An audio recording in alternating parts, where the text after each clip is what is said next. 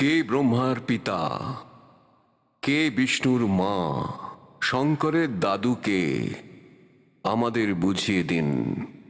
এসব জানতে হলে কৃপা করে শুনুন জগৎগুরু তত্ত্বদর্শী সন্ত রামপালজি মহারাজের অমৃত বচন। সব পবিত্র ধর্মের পবিত্র শাস্ত্রের আধারে সদ্গুরুদেবের জয়। বন্দিছোর কবির পরমেশ্বরের জয়। বন্দিছোর গরিবদাস মহারাজের জয়। স্বামী রামদেবানন্দ গুরু মহারাজের জয়।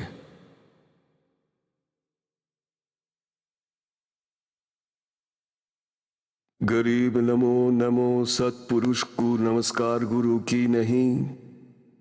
सुर नर मुनिजन साधवा संत सर्व सिद्धि नहीं। सदगुरु साहेब संत सब दंडतम प्रणाम। आगे पीछे मत हुए तिनको जा कुर्बान।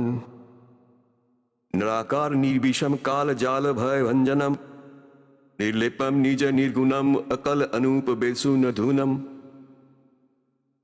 सोहम सुरति समापतम सकल समाना निरति लय।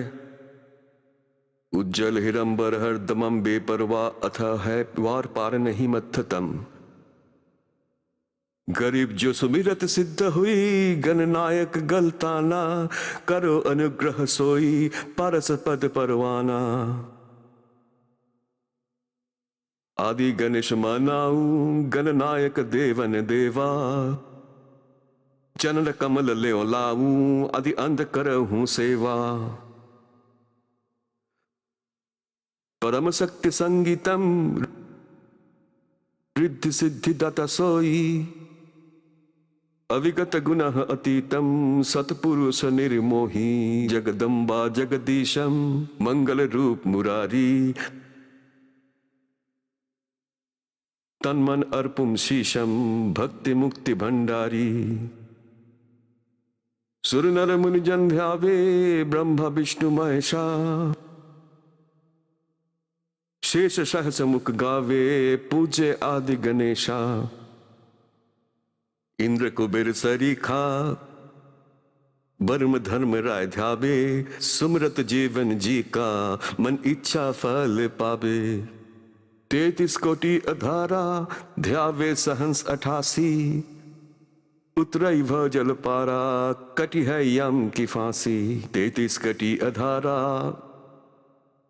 ध्यावे सहंस 88। उतरई भ जल पारा कटी है यम की फांसी। अगर जोरू बिनती करूं धरू चरण पर शीस।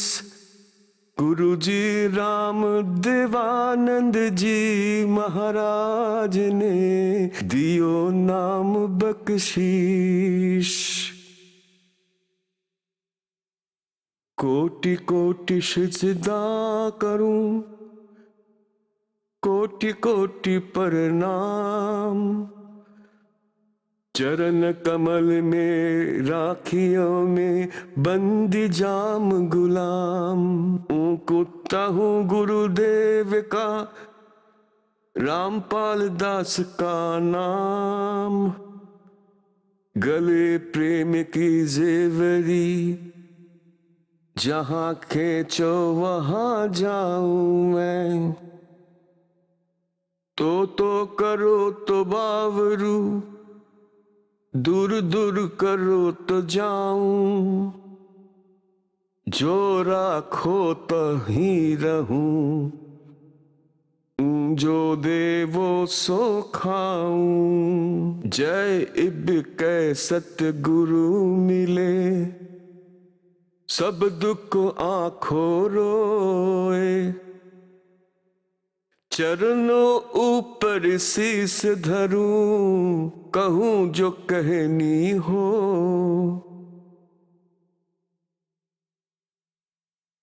परमपिता परमात्मा पूर्ण ब्रह्म सर्वश्रेष्ठ रचनाकार কবির দেব কবির সাহেবের অসীম দয়াতে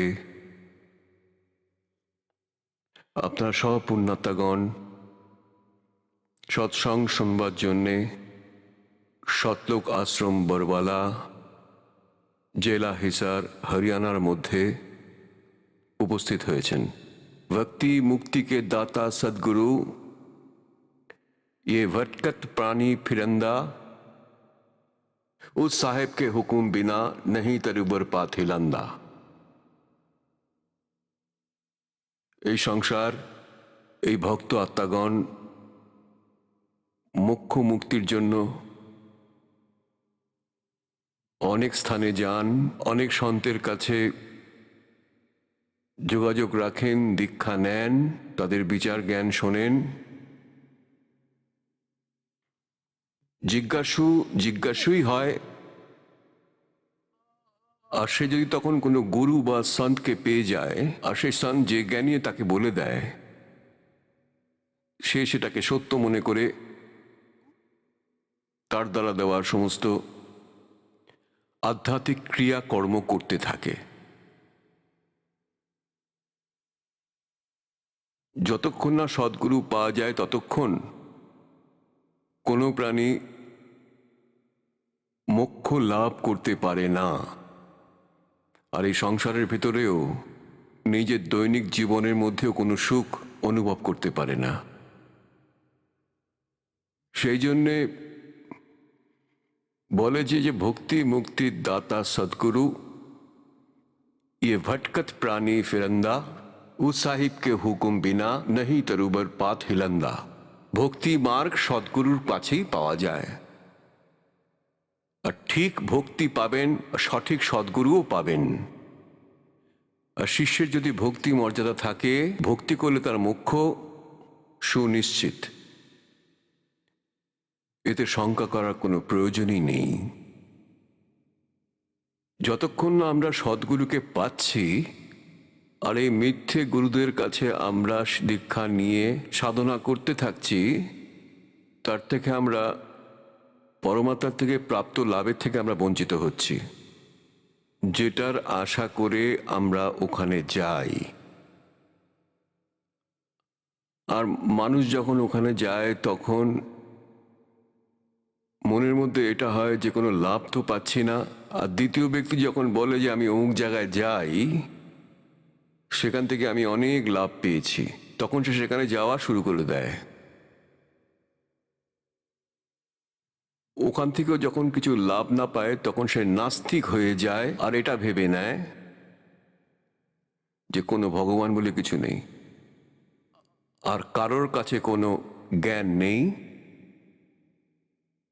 হয়তো সে ওই কষ্টে মরেই যায়, বা সে নাস্তিক হয়ে নিজেরই বিবেচনা দিয়ে সে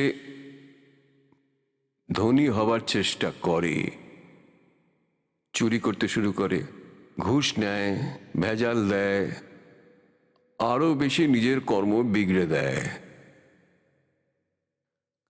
তো পরমাত্মা স্বয়ং এসে এক সদ্গুরুর ভূমিকা নেন, আর উনি এসে যথার্থ জ্ঞান, যথার্থ ভক্তি বিধি এবং সব ক্রিয়া বলে দেন, কোনটা নিষেধ সেটাও বলে দেন। যে মর্যাদা আমাদের অনিবার্যভাবে রাখতে হয় ভক্তদের, আর সেসব মর্যাদা পরমাত্মাই বলে দিয়ে যান। তাহলে সদ্গুরুই হচ্ছেন আসল পরমাত্মা, বা পরমাত্মার কৃপাধন্য কোন সন্ত এই বিশ্বের মধ্যে এক আধজনই আছেন বর্তমানে। একজনই থাকতে পারেন বিশ্বতে, দুজন সদ্গুরু হতে পারেন না। এটা বলার অর্থ হলো, যখন পরমাত্মা সদ্গুরুর ভূমিকা পালন করতে এসেছিলেন সন 1358 থেকে সন 1512 পর্যন্ত, কাশী শহরের ভিতরে একটি তাঁতির রূপ ধরে, একটা সিম্পল ম্যানের রূপ ধরে নিজের দৈনিক কার্য করে দেখিয়েছেন।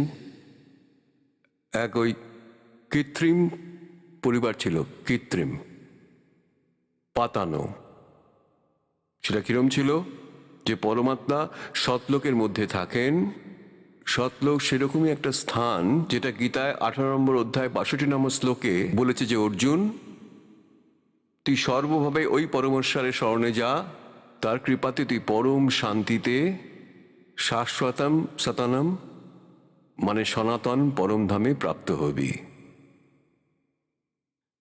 গীতা জ্ঞানদাদা নিজেকে ছেড়ে অন্য কোনো পরমেশ্বরের শরণে যাওয়ার জ্ঞানটা দিচ্ছেন। তো সেই পরমেশ্বর সৎলোকে শাশ্বত স্থানে সনাতন পরম ধামে থাকে, আর ওখান থেকে উনি চলে আসেন এখানে সংসারে এসে তার নিজের তথ্যগুলো বলার জন্য। তো এই লীলা অনুসার পরমাত্মা সন 1358-তে বেনারস বা কাশী শহরের বাইরে একটা জলাশয় ছিল যার নাম লহের তারা তালাব। তার ভিতরে পদ্মফুলের উপর বিরাজমান হলেন এক সদ্যজাত শিশু রূপ ধারণ করলেন। আর সেখানে এক নিরুনিমা নামের তাঁতি দম্পতি ছিলেন। তাদের কোনো সন্তানাদি ছিল না। তারা প্রতিদিন স্নান করতে ওই জলাশয়ে যেতেন। জুন মাস ছিল, পূর্ণিমার দিন, সকালে ব্রহ্ম মুহূর্তে। ওখানে যখন স্নান করতে গেলেন তখন পরমাত্মাকে একটা পদ্মফুলের উপর বালক রূপে পেলেন। ওনারা তাকে আপন করে বাড়িতে নিয়ে এলেন। পরমাত্মা 25 দিন ধরে কোনো আহার করেননি। মা বাবা ছিলেন, কিন্তু পাতানো মা বাবা, মানে কৃত্রিম পরিবার ছিল ওনার। তারা চিন্তিত হলেন। তারপর পরমেশ্বর কৃপা করলেন, ওদের প্রেরণা জাগলো, আর একটা কুমারী গরু আনা হলো। কুমারী গরু দুধ দিতে শুরু করলো। ওই কুমারী গরুর দুধ পরমাত্মা পান করতেন বালক রূপে। ঋগ্বেদ মণ্ডল নাম্বার 9, সুক্ত 1, মন্ত্র 9-তে এখানে প্রমাণ আছে যে পরমাত্মা শিশুরূপ ধারণ করে যখন লীলা করতে এসেছিলেন তখন ওরই লালন পালনের লীলা কুমারী গরুর দ্বারাই হতো। আর কবির সাগরের ভিতর জ্ঞান সাগরে এটা প্রমাণিত যে পরমাত্মা 25 দিন ধরে কোনো কিছু আহার করেননি। তখন তাকে কুমারী গরুর সামনে নিয়ে যাওয়া হলো। কুমারী গরু তখন দুধ দিল। সেই দুধ পরমাত্মা পান করতেন। এর থেকে তো এটাই প্রমাণ হয়ে যায় যে হু ইজ গড, পরমাত্মা কে। যদি বেদকে আমরা সত্যি বলে মানি, বেদ পরমাত্মার মহিমার সাথে যুক্ত আছে। পরমাত্মার গুণগানগুলো বেদের মধ্যে লেখা আছে, ভগবানের বিধান দেওয়া আছে। পরমাত্মা কিরমভাবে লীলা করেন, উনি কিরকম কোথায় থাকেন, ওনার সাক্ষাতের বিধি কি আছে, সেগুলো আমাদের সদ্গ্রন্থে প্রমাণিত হয়েছে, বিদ্যমান আছে। তো সেই সদ্গ্রন্থ থেকে আজ এই সারাংশ পাচ্ছি যে এই সত্যটাই সামনে উঠে আসছে যে পরমাত্মা সাকার। এই বেদকে যারা পড়তেন তারা বলতেন যে উনি নিরাকার। তো ওরা কি বেদ পড়ল? নিজের জীবন নষ্ট করলেন প্রভুত্বের লোভীরা আর মায়ার পূজারীরা, আর আমাদের পূর্বপুরুষদের ডুবিয়ে দিয়েছে, ভূত বানিয়ে দিয়েছে, পশু বানিয়ে দিয়েছে, ভুল সাধনা করিয়ে। তারা সাদাসিধে ছিল। ওই সংস্কৃত বলা গুরুগুলো চতুরতা দেখাতো। ওরা নিজেরা ভেবেছিল ওরা খুব বিদ্বান, সংস্কৃত ভাষাটা খুবই জানে, সদ্গ্রন্থকে খুব ভালোভাবে জেনেছে, বুঝেছে। কিন্তু ওদের ক অক্ষর জ্ঞান ছিল না আমাদের ধর্মগুরুদের, আমাদের সদ্গ্রন্থের। আর ওদের নিজেদের কোনো অনুভবও ছিল না, যেই কারণে এরা সমস্ত জ্ঞানটাকে উল্টোভাবে বুঝিয়েছে। সেই জ্ঞানকে সোজা করার জন্য আমাদের কতটা সংঘর্ষ করতে হচ্ছে। 120 বছর ধরে পরমাত্মা থেকে চলে গেছেন, কেউ শোনেনি উনি কি বলতে চেয়েছিলেন। উনি 600 বছর আগে এই কথা বলেছেন যে 3 দেবকে जो करते भक्ति उनकी कदे ना होबे মুক্তি। আর এই কথার এতটা ভয়ঙ্কর বিরোধিতা করে দিয়েছিলেন সেসব ধর্মগুরুরা। পরমাত্মার সাথে অনেক অনেক অত্যাচার করেছে, এতটাই কষ্ট দিয়েছিল কলজে ফেটে যেত ওনার লীলা দেখে। উনি আমাদেরই জন্য কষ্ট পাচ্ছিলেন আর আমরা ওনার পিছনে পড়ে গেলাম। তুই তাঁতি, তুই তাঁত চালাস, তুই কি জানিস এসব সম্বন্ধে? তুই কি জানিস সদ্গ্রন্থের ব্যাপারে? যা পরমাত্মা 600 বছর আগে জ্ঞান দিয়েছিলেন, লিপিবদ্ধ করে দিয়েছিলেন শ্রীযুক্ত ধরমদাস সাহেবজির মাধ্যমে। আজ ওই জ্ঞান যেটা ভগবান বলেছেন, আজ আমাদের সদ্গ্রন্থে যেমনটা লেখা আছে তেমনই। তাতে এটাই প্রমাণিত হয় আমাদের যারা ধর্মগুরু ছিল আমাদের সিলেবাসে, আমাদের আধ্যাত্মিক গ্রন্থের ব্যাপারে অপরিচিত ছিল, একদম মহামূর্খ ছিল ওরা। তা পুণ্যাতগণ, এটাই হচ্ছে সৎসঙ্গ, আর এটা হচ্ছে আত্মার খোরাক, আহার। আর যেরকম একজন সুস্থ ব্যক্তি সকালে খাবার খায়, আবার সন্ধেবেলা ওর খিদে পায়, তার মানে সে সুস্থ। আর যদি মনে করো সন্ধেবেলা ওর খিদে না পায়, তাহলে বুঝতে হবে ওর কোনো অসুখে ভুগছে বা কোনো জ্বর জারি আছে তার, মানে কোথাও একটা তার ডিফেক্ট হয়ে গেছে শরীরে। তাই এটা বলার অর্থ হলো যেরকমই সৎসঙ্গ আছে তার অর্থও সেটাই। আর অনেকবার ধরে শুনতে হয়, এসব কথার দ্বারাই আত্মা জাগরিত হয়, নির্মল হয়, আর আমাদের প্লাস মাইনাস পয়েন্টের জ্ঞানও হয়। আর প্রত্যেক সৎসঙ্গের সেটা হয়তো কথা শোনার সুযোগ পাই বা সৎসঙ্গ শোনার সুযোগ হয়। আমাদের কৌতূহল যদি ততটাই থাকে তাহলে আপনার আত্মা সুস্থ। আর যদি আপনার এটাই মনে করেন যে এই কথা তো আমি আগেই শুনেছি, এই জ্ঞান তো আমি সেদিনকেও শুনেছিলাম, তো আপনাদের মনে দো টানা চলবেই। যেই প্রকার অসুস্থ ব্যক্তিকে একটা খাবারই আমার সকাল সন্ধে কেটে যাচ্ছে, আর সন্ধেবেলা যদি খিদে না পায়, তার মানে সেই লোকটা ডিফেক্ট আছে। তো এখন প্রশ্ন হলো ওই মানুষটার ট্রিটমেন্টটা কি? তার যদি খাবারের অনীহা থাকে তাহলে তাকে ওষুধ খেতে হয় যেটা খুব তিতো হয়, তারপর সে সুস্থ হয়। তারপর সে আস্তে আস্তে খাবার দাবার খেতে আরম্ভ করে। সেই প্রকারই এই কথাগুলোকে বার শুনবেন, আর শোনার পর এটাকে কঠোরভাবে মনোযোগ দিয়ে বিচার করবেন, তাহলেই সৎসঙ্গ শোনার লাভ পাবেন। তা একবার এক ব্যক্তির তার পুত্র লাভের পরেই তার পুত্রীর মৃত্যু ঘটে। সে পরে আরেকটা বিয়ে করলো, সে কৃষক ছিল। তার থেকেও একটা ছেলে জন্ম নিল, তারপর সে কৃষকেরও মৃত্যু ঘটল। বড় ছেলেটার বিয়ে সে দিয়ে গিয়েছিল, তার কোনো সন্তান ছিল না। ওই বড় ছেলেটার ছোট ছেলে যে দ্বিতীয় মা থেকে উৎপন্ন হয়েছিল, সেই মাও মারা গেল, আর তার বাবাও মারা গেল। বড় ছেলেটার বিয়ে হয়ে গেল, আর ছোট ছেলেটার হঠাৎই একটু অসুখে পড়ল। দ্বিতীয় মা থেকে যা জন্ম, জমি জমা অনেক ছিল, তো বড় ছেলে ওই অসুখের চিকিৎসা করিয়েছিল কিছুদিন। তারপর এই ছেলেটার মনের ভিতরে বিষ ঢুকলো। স্বামী স্ত্রী দুজনেই মিলে ষড়যন্ত্র করলো যে একে বিষ দিয়ে দাও ছোটটাকে, আর সব সম্পত্তি নিজেদের হয়ে যাবে। আর সবাই তো জানে এ অসুস্থ, কারোর সন্দেহই হবে না। এরকম করলো ওরা। এক ভিনদেশি ডাক্তারের সাথে কথা বলল। ওই ডাক্তার সেই সময় 500 টাকা চাইল, তার তাকে বিষ ঢুকিয়ে দিল, ছেলেটা মরে গেল। এখন তো আনন্দের শেষ নেই, কারণ যে পয়সাটা খরচ হচ্ছিল সেটা বেঁচে গেল। 1 বছর বাদে তাদের ছেলে হলো, পুত্র জন্ম নিল। খুশির শেষ নেই। আর তাকে খুব যত্ন সহকারে খাওয়ালো দাওয়ালো, আর কিছুদিনের মধ্যে সে যুবক হয়ে উঠল। আর 16-17 বছর যখন তার বয়স হলো, তখন তাকে বিয়ে দেওয়া হলো। বিয়ে হয়ে যাওয়ার কিছুদিনের পরে ছেলেটা অসুখে পড়ল। ওদের নিজের ছেলের এতটাই অসুস্থ হলো যে তারা জলের মতন টাকা খরচ করতে আরম্ভ করলো। দূর দূর দেশে যেখানেই ডাক্তারের কথা যেই বলেছে, কেউ আবার ঝাড়ফুঁক করতে বলল, তাও করলো। অর্ধেক সম্পত্তি মানে জমি জমা বেচে দিল। আর ছেলেটা যেমন কাজ তেমন প্রতিদিন শুকাতে আরম্ভ করলো। একদিন ছেলেটার বাবা বসেছিল, ছেলেটা খাটের ওপর শুয়েছিল। ছেলেটা হঠাৎ তার বাবাকে বলল যে দাদা, আমাকে দাহ করার ব্যবস্থা করো, কাঠের ব্যবস্থা করো, এখন আমি আমার হিসেব নিকেশ করে চলে যাব। তখন ওর বাবা ভাবলো ছেলেটা এতদিন রোগের কারণে এতটা অসুস্থ হয়ে পড়েছে, এর মাথাও কাজ করা বন্ধ করে দিয়েছে, আর আমাকে দাদা বলে ডেকেছে। তখন ও বলল, বাবা, আমি তোর বাবা হই, দাদা না।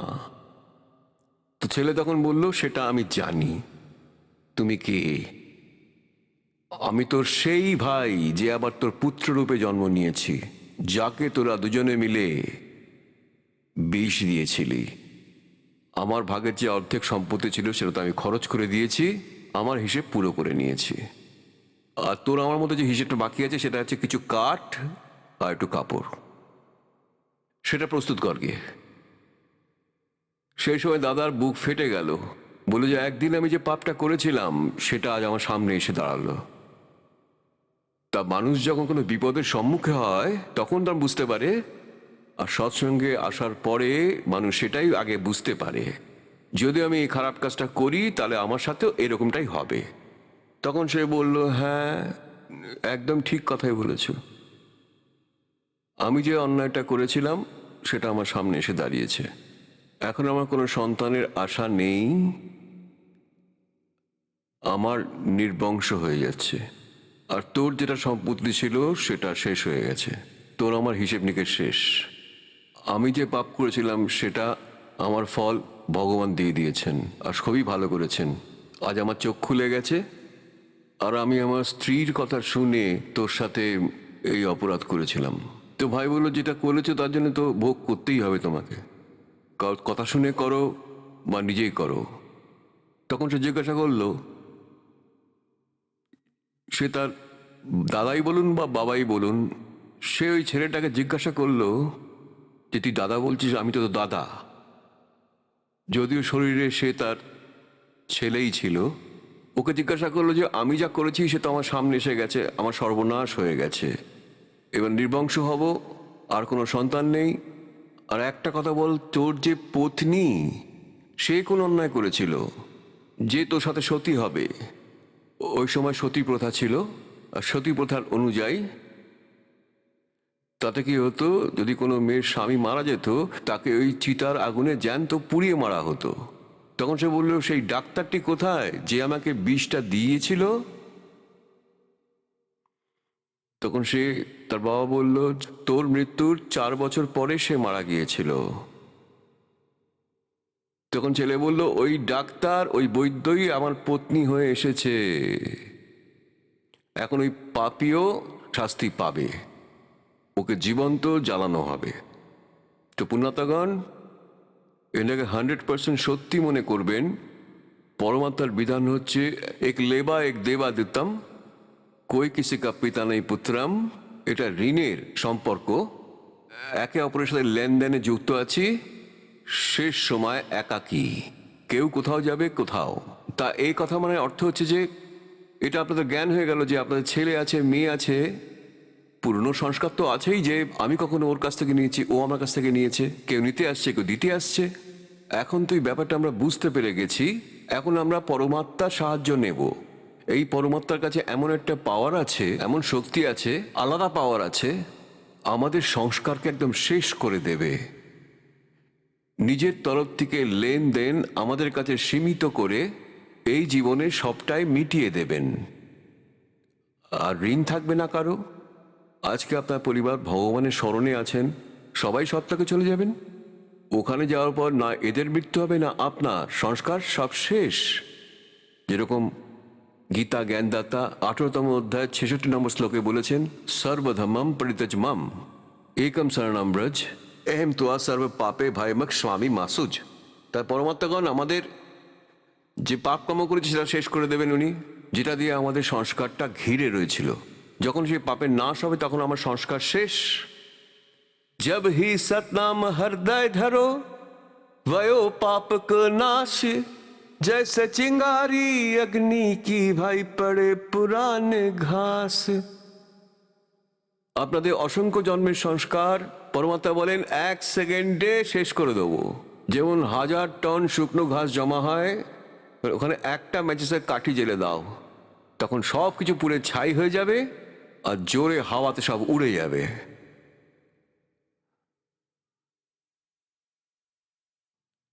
তা যে প্রসঙ্গ চলছে তাতে আবার ফিরে আসতে হবে। এখন আমরা যেরকম সামাজিক দৃষ্টিকোণে ভাই বোন যাদের সন্তানাদি নেই, তারা নিজেদের জীবনামৃত বলে ভাবেন। তারা এটাই দেখে যে সামনের লোকটায় হয়তো এটা ভাবছে যে সকাল সকাল কোথায় এসে পড়লাম নিঃসন্তান পরিবারের কাছে।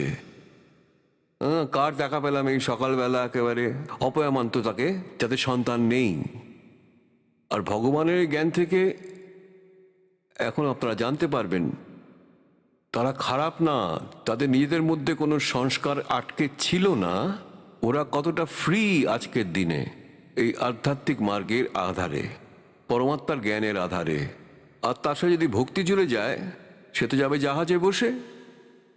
আর সেটা প্যারালালে আপনারা আবার ভেবে বসবেন না আপনি আর আপনার পরিবার এখানে নাম নিন। পরিবার যদি না নিতে পারে কোনো অসুবিধা নেই, যেই জ্ঞানটা পাবে তার সংসার একদম পরিষ্কার করে দেবে পরমাত্মা। আর চেষ্টা করুন আপনাদের সম্পর্কে যারা আছেন, ভাই আছে, বোন আছে, মা আছে, বাবা আছে, স্ত্রী আছে, স্বামী আছে, চেষ্টা করুন এই মার্গের সাথে যুক্ত হবার। আপনারা ভগবানের সন্তান, কিন্তু ভ্রমিত, অজ্ঞানতায় কষ্ট পাচ্ছেন, আর সেটা পেতেই থাকবেন যতক্ষণ না এই জ্ঞানটা গ্রহণ করবেন আপনারা। তো চেষ্টা সেটাই করুন। আপনি তো পার হবেন, কারণ আপনি সে রাস্তাটা পেয়ে গেছেন। আর তারা যদি রাস্তা না পায়, আর যার সন্তান নেই, তারা কি প্রার্থনা করে? ছেলেরা তো কয়েকদিনের মধ্যে ব্যাপারটাকে মেনে নেয়, কিন্তু বোন বা মেয়ে তাদের সন্তান হয় না, তাদের আর মেনে নিতে পারে না এটা, কারণ সমাজ এটা হতে দেয় না। আর সেই কষ্টেতেই মরতে থাকে যে আমার কোনো সন্তান নেই, তারপর কোনো একটা সন্তানকে দত্তক নেয়। কয়েকদিন পরে বিয়ে হয়, বিয়ে হওয়ার পর বউ আসে, আর তারপর মনোমালিন্য ছাড়া থাকতেই পারবে না।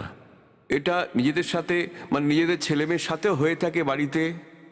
তখন সেটা এইটা বলতে চায় যে ভগবান যদি আমার নিজের সন্তান থাকতো, তাহলে ও আজকে আমার সামনে এভাবে বলতে পারতো। ও এটা আমার সামনে কি করে বলল? বুদ্ধি ভ্রষ্ট করে রেখেছে কাল আমাদের। আর যাদের ছেলে বৌমা নিজেরই আছে, তাদের দেখুন তারা কি আদৌ সুখে আছে আজকে?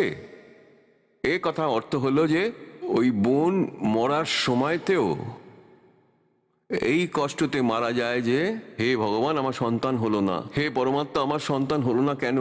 আর যে পুজো করছি আমরা কালকে, তো পরের জন্মে এই কাল কিভাবে দুর্গতি করে, জেনে তোর ইচ্ছে ছিল সন্তান উৎপাদন করার, তোকে মেয়ে কুকুরে জন্ম দিয়ে দিল, আর একসাথে আটটা সন্তান প্রসব করলো। তারপর তাদের নিয়ে মিছিল করে হাঁটছে, আনন্দ পাচ্ছে, নে জন্ম দে, কত সন্তান জন্ম দিতে পারিস। তারপর শুকরই বানিয়ে দিল যে 12টা করে সন্তান একবারে উৎপন্ন কর, তো সব ইচ্ছা পূরণ কর। উন্নতগণ,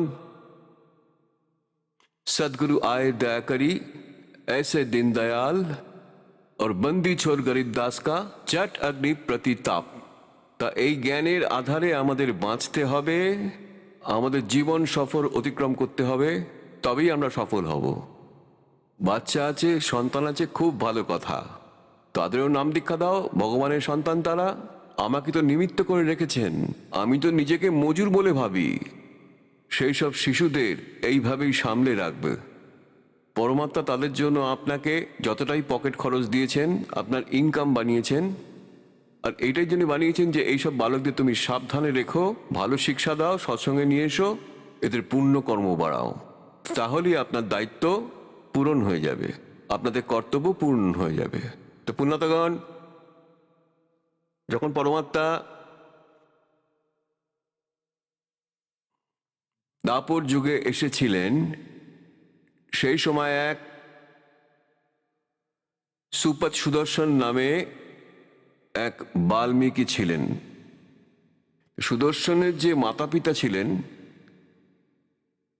তারা পরের জন্মে ব্রাহ্মণের ঘরে জন্ম নিলেন। তাদের আবার পুনর্মিলন প্রতিমূর্তির রূপে হলো। তাদের সেই সময় সন্তান ছিল না। এর আগে ওদের 1-2 জন্ম হয়েছিল, কিন্তু আমি শর্টে বলবো আপনাদের, সংক্ষিপ্তভাবে বলবো যেটা আমাদের দরকার। পরমাত্মা চাইলেই নিরু নিমাকে সন্তান দিতে পারতেন, কিন্তু পুণ্যাত্মাগণ আপনারা, আমরা তো সংসারটা দেখেই বেঁচে থাকি। পরমাত্মার তো এক একটা আত্মা বের করতেই কষ্ট হচ্ছে, কাল এমন জুলুম করছে আমাদের সাথে। তা উনি ওদের সন্তান দিলেন না, কারণ ওদের সংস্কার আর বাড়াতে চাননি উনি। তাই উনি স্বয়ং এসেছিলেন ওখানে একটা পুত্রের রূপে। নিরু নিমা স্নান করতে যাচ্ছিলেন, রাস্তাতে নিমা সদ্য সদ্য কথা শুনেছে সেই রাত্রে ওর বাড়িতে কেউ এসেছিল, কোনো আত্মীয়, খুব কথা শুনেছে তাকে যে একটা বাচ্চা তো চাই, এইভাবে কিভাবে বাঁচবি? হ্যাঁ, শূন্য হয়ে আছে ঘর তোমার, সংসারে তুমি কি নিয়ে যাবে? তো খুব দুঃখ পেয়েছিলেন। সকালে উঠে স্নান করতে গিয়েছিলেন, তখনও উনি কাঁদছিলেন আর ভগবান শঙ্করের কাছে প্রার্থনা করছিলেন যে হ্যাঁ ভগবান শঙ্করজি, আপনি তো সমস্ত কিছুর দাতা, আপনি যা চান তাই তো করতে পারেন। এই পাপীর কোলেও একটা শিশু দিন, তাহলে আমিও আমার সংসারে বাঁচতে পারি, সবাই আমাকে শ্রদ্ধার চোখে দেখবে, আমিও সুখ শান্তিতে বাঁচতে পারবো, সবাই দৃষ্টি এড়িয়ে আমাকে চলতে হয়, এ আমার কি জীবন ভগবান? এসব বলে ফুঁপি ফুঁপি কাঁদতে থাকলেন। এবার নীরু বলল যে নিমা দেখো, যদি আমাদের ভাগ্যতে সন্তান থাকতো তাহলে ভগবান আগেই তা দিয়ে দিতেন। উনি তো ভীষণ দয়ালু শঙ্কর ভগবান। এই দেখো, আমাদের তো কোনো বাচ্চা কাচ্চা নেই, সন্তানাদি নেই, বৃদ্ধ বয়সে পাশে দাঁড়াবার মতন লোক নেই, কাঁদতে কাঁদতে তোমার চোখের জল শুকিয়ে যাবে আর তোমার জীবনের দুঃখ আরো বেড়েই যাবে, কেঁদো না আর। ওকে সান্ত্বনা দিয়ে নীরু এগিয়ে গেল নিমাকে সন্তুষ্ট করে। স্নান করার জন্য যখনই ওই জলাশয়ে পৌঁছলো, আগে নিমা স্নান করে উঠে এলো জলাশয়ের থেকে। একটু অন্ধকার ছিল, তারপর নীরু প্রবেশ করলো জলে স্নান করার জন্য। তখন ভোরের আলো সবেই ফুটতে শুরু করেছে, হালকা সূর্যের আলো দেখা দিচ্ছে। নীরু স্নান করছে খুব আরামের সাথে, হাঁটু গেড়ে বসে জলে স্নান করছে। আর ওদিকে নিমা যে কাপড়টা পরে স্নান করেছে সেটা ধোবার জন্য আবার জলাশয়ের কাছে গেল। তা কি দেখলো যে পদ্ম ফুলের ওপর কোন একটা বস্তু নড়ছে, পরমাত্মা নবজাত শিশুর রূপে বিরাজমান, শুধু একটা পা নাড়াচ্ছিলেন। নিমা তখন ভাবলো এটা কোনো সাপ না তো, তো ভালো করে দেখলো। তারপর ভালো করে নজর দিয়ে দেখলো যে এটা একটা শিশু, এবং রাস্তায় আসছিল কাঁদতে কাঁদতে বাচ্চার জন্যে। নিজের স্বামীকে বললেন তো দেখো তো গিয়ে, পদ্ম ফুলের উপরে একটি শিশু আছে। এবার নীরু স্নান করছে, আর স্নান করতে করতে বলছে নিমা তুমি তো মেন্টাল পেশেন্ট হয়ে যাচ্ছ, একে তুমি জলের উপরেও শিশু দেখতে পাচ্ছ, কেন পাগলামি করছো তুমি? একটু শান্ত হয়ে ভগবানের উপর বিশ্বাস রাখো, তিনি যেমন চান তাই হবে। তো তখন বললো যে না না না, ভালো করে দেখো। তখন ও দেখলো যে বারবার এক কথা বলছে কেন, যেদিকে দেখাচ্ছে সেদিকে তাকে দেখলেন এক নবজাত শিশুর রূপে পরমাত্মা পদ্ম ফুলের উপর বিরাজমান। নীরু আর এদিক ওদিক না তাকিয়ে ফুল শুদ্ধ তুলে নিল আর শিশুকে উঠিয়ে নিলেন, উঠিয়ে নিজের পত্নী নিমাকে দিয়ে দিলেন।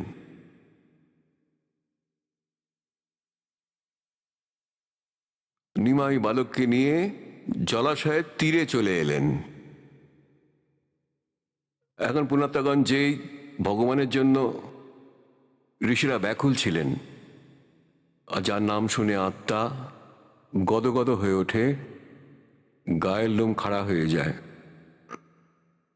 আর সেই পরমেশ্বরকে, পরম শক্তিকে একজন মা নিজের কোলে তুলে পুত্রের মতন স্নেহ করলেন।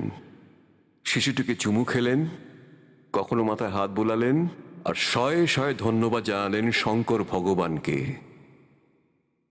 এখন পুণ্যাত্মাগণ দেখুন, আজ পর্যন্ত আমাদের এইটাই বুদ্ধি বলে যে কোনো একটা কাজ কোনো এক ভগবান করছেন, আর আমরা ক্রেডিটটা অন্য কাউকে দিচ্ছি। যখনই আমাদের ঘরে কোনো সুখ বার্তা আসে, আমরা যে ভগবানের সাধনা করতাম তার নিমিত্তে আমরা একথা বলে দিতাম যে ভগবান বিষ্ণুর জন্য আমরা এই সুখটা পেয়েছি। এখন জানা গেল এদের বিধান দিয়ে, এদের শক্তি দিয়ে এরা তো কিছু করতেই পারে না, এরা তো যেরকমই সংস্কার সেরকমই দিতে পারে। কেবল একটাই শক্তি আছে, পরমাক্ষর ব্রহ্ম, কবির ভগবান, উনি আমাদের সব কিছু দেন, আর নিমিত্তে উনি যে কোনো কাউকেই বানান, সব উনিই করেন। আর সেদিন মালিক স্বয়ং ওনার কোলে আছেন, আর উনি ধন্যবাদ জানাচ্ছেন শঙ্কর ভগবানকে যে উনি নাকি তাকে পুত্র দিয়েছেন। এর কারণটা কি সেটা আপনাদের বলে দিয়েছি, যে সুপথ সুদর্শনে এরা বাবা মা ছিলেন, আর প্রতিজ্ঞাবশত পরমাত্মা ওদের ঘরে এসেছিলেন, আর এতে নাম্বার বেড়েছিল শঙ্কর ভগবানের।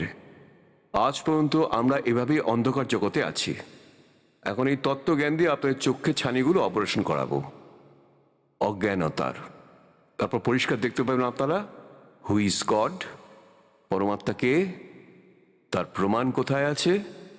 এখন নীরু স্নান করে বাইরে এলেন, তার মনের মধ্যে অনেক প্রশ্ন জাগলো যে আমাদের তো প্রথমে মুসলমান বানিয়ে দিয়েছিল, হিন্দুরা আমার বন্ধু না, আর মুসলমানদের সাথে রিলেশনশিপটা ভালো না আমাদের, তা কোনো বাচ্চার সাথে পরিচয় নেই, আমাদের কোনো বাচ্চাই নেই এখানে। তারপর ভাবলেন যে এই শিশুকে নিয়ে যদি আমি বাড়ি যাই, তখন নগরবাসী এটাই জিজ্ঞাসা করবে যে কোথায় পেলে। আমি বলবো যে পদ্ম ফুলের উপর পেয়েছি, তখন থেকে বিশ্বাস করবে না যে এই শিশুকে পদ্ম ফুলের উপর তোমরা পেয়েছো। তখন সে মনে মনে ভাবলো আমাদের গ্রাম থেকেও বের করে দেবে, শহর থেকেও বের করে দেবে, আর ছেলেটাকেও কেড়ে নেবে, আর মেরে মেরে একদম সর্বনাশ করবে, আর জিজ্ঞাসা করবে বলে দাও ওর বাবা মা কে। তারা হয়তো কান্নাকাটি করছে যাদের থেকে তুমি চুরি করে এনেছো। উনি তখন স্ত্রীকে বললেন তুমি এক কাজ করো, তুমি একে এখানেই রেখে দাও, আমাদের এমন অবস্থা করবে সবাই, লোকেরা বাচ্চাটাকেও কেড়ে নেবে, আমাদের দেশ থেকে বেরও করে দেবে। ওনার স্ত্রী বললেন যে আমি এই শিশুটিকে ছাড়তে পারবো না, না জানি এই বাচ্চাটা আমায় কি মায়ায় জড়িয়েছে, আমি বাঁচতে পারবো না একে ছাড়া, আমি মরে যাব, চাইলে দেশ থেকে ছেড়ে চলে যাব, কিন্তু এই শিশুটিকে আমি ছাড়তে পারবো না। এবার নীরু প্রথমবার তার স্ত্রীকে মারতে উদ্যত হলো যে তুমি বড় বেশি জেদি হয়ে উঠেছ, আমার একটা কথা শুনছো না তুমি, আমি আজ পর্যন্ত তোমার সমস্ত কথা মেনেছি, কারণ তোমার সন্তান ছিল না, তোমার কোনো কথার অবহেলা আমি করিনি যাতে তোমার মন কষ্ট পাক, কিন্তু তুই এতটাই মাথায় চলে গেছিস, কথাই শুনছিস না আমার, রেখে দেই শিশুকে এখানে, নাহলে তোকে থাপ্পড় মারবো আমি। যখনই উনি উদ্যত হলেন তখন পরমাত্মা বললেন নবজাত শিশুর রূপে যে নীরু আমাকে বাড়িতে নিয়ে চলো, তোমাদের কেউ কিছু বলবে না। এখনো ভয় পেয়ে গেল যে এইটুকু ছেলে কথা বলছে, এই কোনো দেবদূত না কোনো ভূত প্রেত নাকি কোনো জিন। ও চুপ করে আগে আগে এগিয়ে গেল। এখন পুণ্যার্তগণ সারা শহর দেখতে এলো যে এত সুন্দর বালক, এত সুন্দর রূপ ভগবানের, যতটাই উনি নিজের প্রকাশ হালকা করে রাখুক না কেন ততই তার উজ্জ্বলতা একটু কম ছিল না। সারা নগর গ্রাম থেকে স্ত্রী পুরুষরা দল বেঁধে নাচতে নাচতে গাইতে গাইতে আসছিল, শুধু ওই বালককে দেখার জন্যই আসছিল।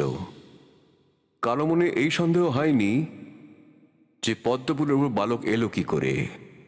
আর নীরু সত্যি কথাই বলেছিল যে এভাবেই ওকে আমরা পেয়েছি, আর কেউই এ কথা নিয়ে ভাবনা চিন্তা করেনি, আর সবাই বলছিল এরকম শিশুকে কোনো দেখিনি কখনো, এ নিশ্চয়ই কোনো দেবদূত নইলে ব্রহ্মা বিষ্ণু মহেশ্বরের কোনো শক্তি এখানে এসেছে, এ সাধারণ শিশু নয়। কয়েকদিনের মধ্যে এই আলোচনা শেষ হয়ে গেল, আলোচনা করা বন্ধ হয়ে গেল।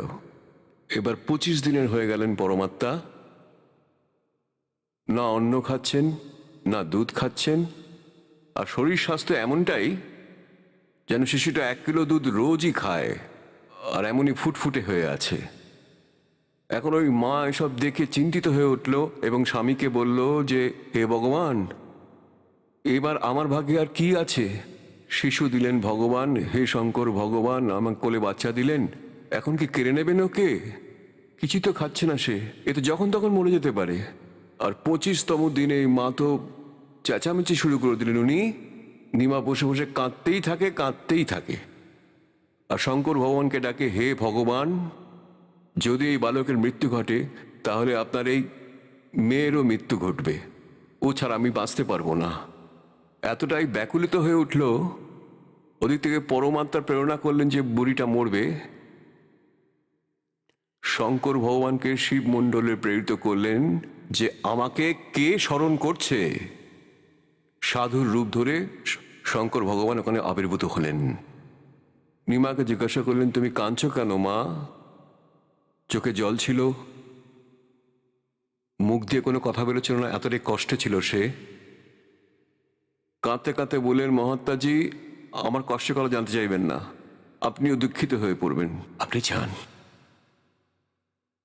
তখন শঙ্কর ভগবান বললেন মা এমনটাই বলে যে নিজের দুঃখ অন্যকে বললে দুঃখটা একটু লাঘব হয়, তুমি বলো না আমাকে মা, আর আমার তরফ থেকে যদি কোনো সাহায্য করতেই হয় তা নিশ্চয়ই আমি সেটা করব।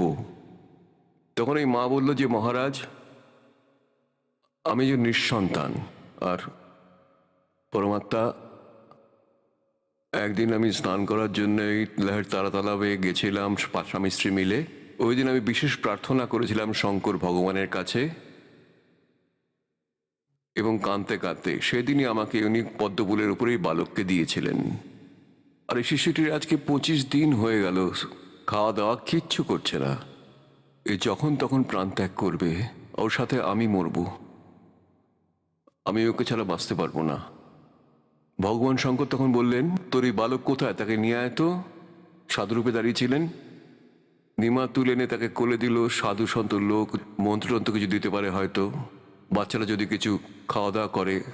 তো নিমা আনলো উঠিয়ে পরমাত্মাকে, বাচ্চাটিকে।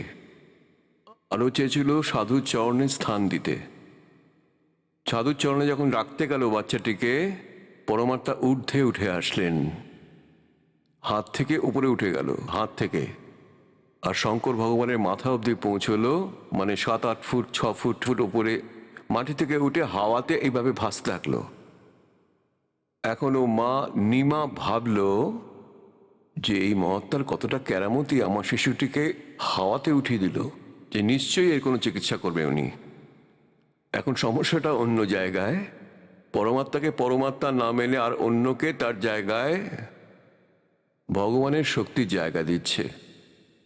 তখন ভগবান শঙ্কর হাতটাকে এইভাবে করলেন, পরমাত্মা ওনার হাতে এসে পড়লেন। আর তারপর 7 বার নিজেদের মধ্যে কথা বললেন। স্বয়ং শঙ্কর ভগবানও বুঝতে পারলেন না যে ইনি পূর্ণ পরমাত্মা। এইটুকু উনি বুঝতে পারলেন যে এ কোনো ঋষি, আগের জন্মে কোনো মহাপুরুষ ছিলেন। তখন উনি পরমাত্মা বললেন যে, ভগবান, হে শিব, একে বলো একটা কুমারী গরু নিয়ে আসতে। কুমারী বাছুর, গরুর বাচ্চা, যাকে ষাঁড়ে ছোঁয়নি তাকে কুমারী বলে। আর তার উপর আপনার আশীর্বাদে হাতটা রাখবেন, ও দুধ দিতে শুরু করবে, সেই দুধ আমি খাবো। তখন শঙ্কর ভগবান সাধুরূপে ওই নিমাকে বলে যে তোমার স্বামীকে ডাকো। আর ওই সময় নিরীহ চলে আসলো। আর শঙ্কর ভগবান মানে সাধু বললেন যে তুমি একটা কুমারী গরু নিয়ে এসো, আর তুমি কুমারের ঘর থেকে একটা মাটির বাসন নিয়ে আসবে, একদম পরিষ্কার। ও গিয়ে একটা কুমারী গরু নিয়ে এলো, একটা পাত্র নিয়ে এলো, ছোট মতন কলস। আর ওটাকে পরিষ্কার করে শঙ্কর ভগবান বললেন, এটাকে ধরে বসে থাকো নিরু, এও এখন দুধ দেওয়া শুরু করবে। আশপাশের অনেক ভক্ত এসে জড়ো হয়ে গেল, লোক জড়ো হয়ে গেল। তখন শঙ্কর ভগবান হাতটা এইভাবে রাখলো, আশীর্বাদ করলেন, আর বাছুরের লম্বা লম্বা স্তন হয়ে গেল। আর কুমারী গরু দুধের পাত্র ভরে দিল। সেই দুধকে পরমাত্মা খেলেন। প্রতিদিন ওই গরু দুধ দিতে থাকলো, আর পরমাত্মা সেটা খেতেন। এখন পুণ্যাত্মাগণ, এর প্রমাণ আপনাদের দেখাচ্ছি যে কবির সাগরের ভেতর 600 বছর আগে এই লীলা বলা আছে, ভগবানের কথা লেখা আছে। আর তারপরে এই বেদের থেকে প্রমাণ করবে এই দাস যে বেদ কি বলছে, যে ভগবান কিভাবে লীলা করেন। আর 2 মিনিটে আপনারা বুঝতে পারবেন যে হু ইজ গড। এবার এটা দেখুন, এটা কবির সাগর, এটা কবির সাগর, কত মোটা গ্রন্থ। এর ভেতরে আপনাদের দেখাচ্ছি সম্পূর্ণ ভাগ।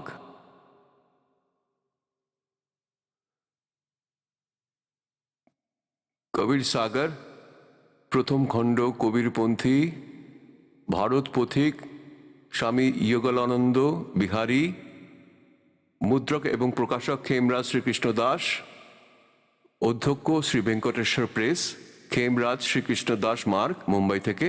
এখানে ওদের আরেকটা অ্যাড্রেস।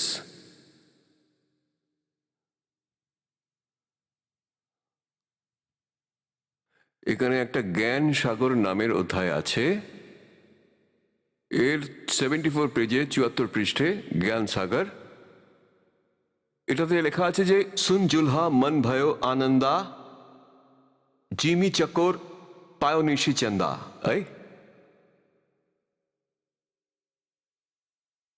এখানে এখন বলছে যে ওই চাঁতি খুব আনন্দিত হলো, এমন আনন্দ হলো যেমন চকর পাখির চাঁদ দেখতে পেয়ে হয়। চাঁদকে সুন জুলহা মন ভয়ো আনন্দা, জিমি চকর পায়ো নিশিচন্দা। লে সুত, সুত মানে পুত্র, ले सुत चले हर्ष मन किन्हा, और तासो पुनी अस्क बोले ही लिन्हा। सुत काशी को ले चले, लोग देखन तब आप, अन्न पानी भखे नहीं, जुल्हा शोक जनाब।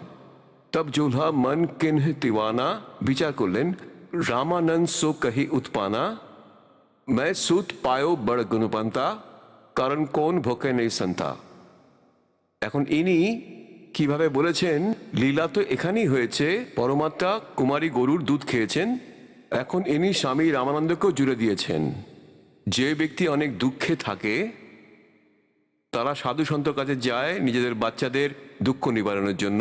তো তাঁতি যে নীরু ছিল রামানন্দের কাছে গেল, ওনাকে সব বলল যে আমি একটা ছোট্ট শিশুকে পেয়েছি যে সাধারণভাবে সে খাওয়া দাওয়া করে না।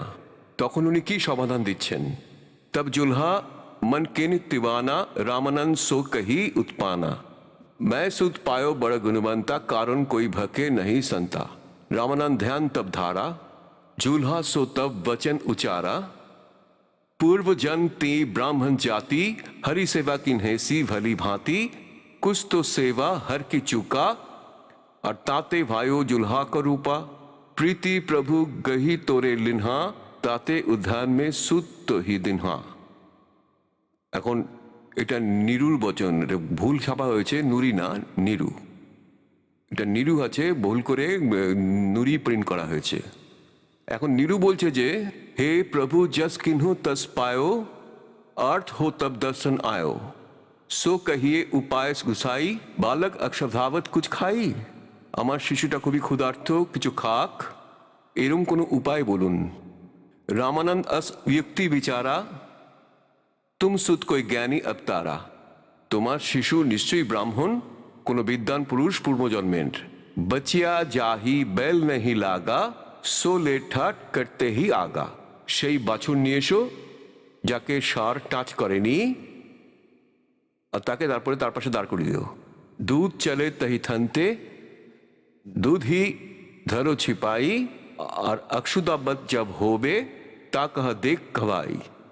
जूल्हा एक बछिया ले आया, और चलो दूध कोई मर्म ना पाया, चलो दूध जुल्हा हरसाना, राख छिपाए काहू नहीं जाना। दूध तब पीबत नाम कबीरा, और खेलत संत संग मत धीरा। এখন পুনাতগণ এর মধ্যে উনি একটুখানি এটা জানা যায়নি যে কোন সন্ত এসেছিলেন যে ডিমাকে দেখা দিয়েছিলেন। এই জন্য পরমাত্মা 600 বছর আগে বলেছিলেন প্রিয় ভক্ত ধর্মদাসকে যে হে ধর্মদাস, যে 12তম পন্থ গরিবদাস পন্থ হবে তাতে আমার মহিমার বাণী পুনরায় প্রকট হবে, আর সেটাই যথার্থ জ্ঞান হবে। তো এখানে এই কবির পন্থীদের মধ্যে এটা তো ছিলই যে কবির পরমেশ্বর কুমারী গরুর দুধ খেয়েছিলেন নিজের বাল্যকালে। ওনার লালন পালনের লীলা ওই কুমারী গরুর দ্বারাই হয়েছিল, কিন্তু এটা জানা যায়নি যে কে ঋষিটা ছিল, কোন সন্ত মহাত্মা ছিলেন যে তাকে দেখা দিয়েছিলেন। উনি এমনি নিজের আইডিয়াতে লিখে দিয়েছিলেন যে রামানন্দকে অবশ্য জিজ্ঞাসা করেছিল, সেই সময় তো অনেক জায়গাতে গিয়েছিলেন, কিন্তু তাদেরকে দিয়ে কোনো সমাধান হচ্ছিল না। তো স্বয়ং পরমাত্মা শঙ্কর ভগবানকে পাঠিয়েছিলেন যে ওনার পূর্ব পূজারী ছিলেন। এখন প্রথমে আপনাদের প্রমাণিত করে দিই যে গরিবদাসজি যে বাণীটা আছে যেটা পরমাত্মা ওনাকে বলেছিলেন, তাকে বলেছিলেন যথার্থ জ্ঞান দিয়েছিলেন। এখানে কি লেখা আছে, शिव उतरे शिवपुरी से अवगत बदन विनोदे, महके कमल खुशी बहे फिर लिया ईश को गोद है। শিব আসলেন শিবপুরী থেকে, শঙ্কর ভগবান আসলেন নিজের লোক থেকে, আর সেখানে ভগবানকে পরমাত্মা কবিরজিকে কোলে তুলে নিলেন। এটা গরিবদাসজি বলছেন, शिव उतरे शिवपुरी से अवगत बदन विनोदे, महके कमल खुशी बहे भाई लिया ईश को गोद है। नजर नजर से मिल गई किया ईश पर नाम, দুই ভগবানের নিজেদের মধ্যে সৌজন্য বিনিময় হচ্ছে। আর শঙ্কর ভগবান তখন কি বললেন? ধন মো মন ধন পূর্ণা এক ধন কাশি নহি কাম। তো ধন্য হয়ে গেল সেই নগরী যেখানে এরকম মহাপুরুষের আগমন ঘটল। সন্ত রূপে শঙ্কর ভগবান বললেন, 7 बार चर्चा करी और बोले बालक बहने, शिव को कर मस्तक धरा, ले आओ मोहम्मद एक धेनु। अनब्याबर को दूहत है दूध बिया तत्काल। कुमारी গরুকেও নিজে নিজে দুধ দিল সঙ্গে সঙ্গে। अनब्याबर को दूहत है दूध दिया तत्काले, पीबे बालक ब्रह्मगति ही तासिर भयो दयाल। এখন এখান থেকে আমি এইটুকুই নেব। এটা প্রমাণ হয়ে গেল যে কবির পরমাত্মা যখন বালক রূপে প্রকট হয়েছিলেন, শিশু রূপে কুমারী গরুর দুধ খেয়েছিলেন। এখন আমাদের পবিত্র বেদ কি বলছে? বেদটা কি? বেদ কোনো যন্তরমন্তর যন্ত্রীর বই নয়, এটা কোনো একটা পঞ্জিকা না। এতে পরমাত্মার গুণ, পরমাত্মা কিভাবে লীলা করেন, তিনি কোথায় থাকেন, আর তার সমস্ত তত্ত্বই এখানে আছে। আর যে মহাপুরুষের লীলা আমাদের এই বেদের সাথে মিলে যায়, তো হি ইজ গড, সেই পরমাত্মা। দেখুন আপনাকে দেখাই, এই যে দেখুন ঋগ্বেদ, ঋগ্বেদ 9 আর 10 মণ্ডল, মহর্ষি দয়ানন্দ সরস্বতী লিখেছেন। এটা কোথা থেকে ছাপা হয়েছে দেখুন, সর্বদেশিক আর্য প্রতিনিধি সভা, মহর্ষি দয়ানন্দ ভবন, রামলীলা ময়দান, নতুন দিল্লি। যাদের ফোন আর ফ্যাক্স নাম্বারও আছে। আর এখান থেকে ছাপা হয়েছে প্রিন্স অফসেট প্রিন্টার্স, 1510 পতাউদি হাউস, দরিয়াগঞ্জ। এখন এর ঋগ্বেদ মণ্ডল নাম্বার 9 আর সূক্ত নম্বর 1 মন্ত্র নাম্বার 9 আপনাদেরকে দেখাচ্ছি। ঋগ্বেদ মণ্ডল নাম্বার 9 আর এই সূক্ত নম্বর 1, প্রথমস্য সূক্তস্য, প্রথম সূক্ত। এখন এর আমি 9 নম্বরে যাব। এই 9 নম্বর শ্লোকটা কোথায়? এই দেখুন, ঋগ্বেদ মণ্ডল নাম্বার 9 সূক্ত 1 আর মন্ত্র নাম্বার 9। এই যে 9, अभि अधन्या उत्सिनंती धेनव, धेनव শিশু, এটা শিশু শব্দ লেখা আছে। সোম মিনরায় পার্থবে। এখন একটা আশ্চর্য ব্যাপার দেখুন, পরমাত্মা কিরকম লীলা করেছেন। যদি এই দাস অনুবাদ করত এই বেদগুলো, আমরা তো জানি ভগবানের কি লীলা, আমরা তো জানি যে কবির ইজ গড, পরমাত্মার মহিমা দেখলাম, যেসব সন্তান নিজের চোখে দেখেছে তারা বলেছেন। কিন্তু আপনাদের বিশ্বাস হতো না যদি না এটা বেদে লেখা থাকতো। এখন বেদ কি বলছে? এই অনুবাদকর্তা হচ্ছে মহর্ষি দয়ানন্দের শিষ্য, আর মহর্ষি দয়ানন্দ হলো ওনার, আর ইনি নিজেই ভগবানকে নিরাকার ভাবেন। ইনি চেষ্টাও করেছেন, ভুল লেখার অনুবাদ করেছেন। বলে যে চোর চোরাবে তোবরি গড্ডে পানি মে, ও গড্ডে উপর আবেনু সচ্চাই ছানি না। উনি খুব চেষ্টা করেছেন অজ্ঞানতার আধার দিয়ে এর অনুবাদটা ভুলভাল করার, কিন্তু লুকাতে পারেননি সত্যিটাকে। দেখুন, ইনি নিজে অনুবাদ করছেন। উস সৌম্য মানে করে দিয়েছে সৌম্য স্বভাবের পুরুষদের। দেখি অদ্ভুত লোক ইনি।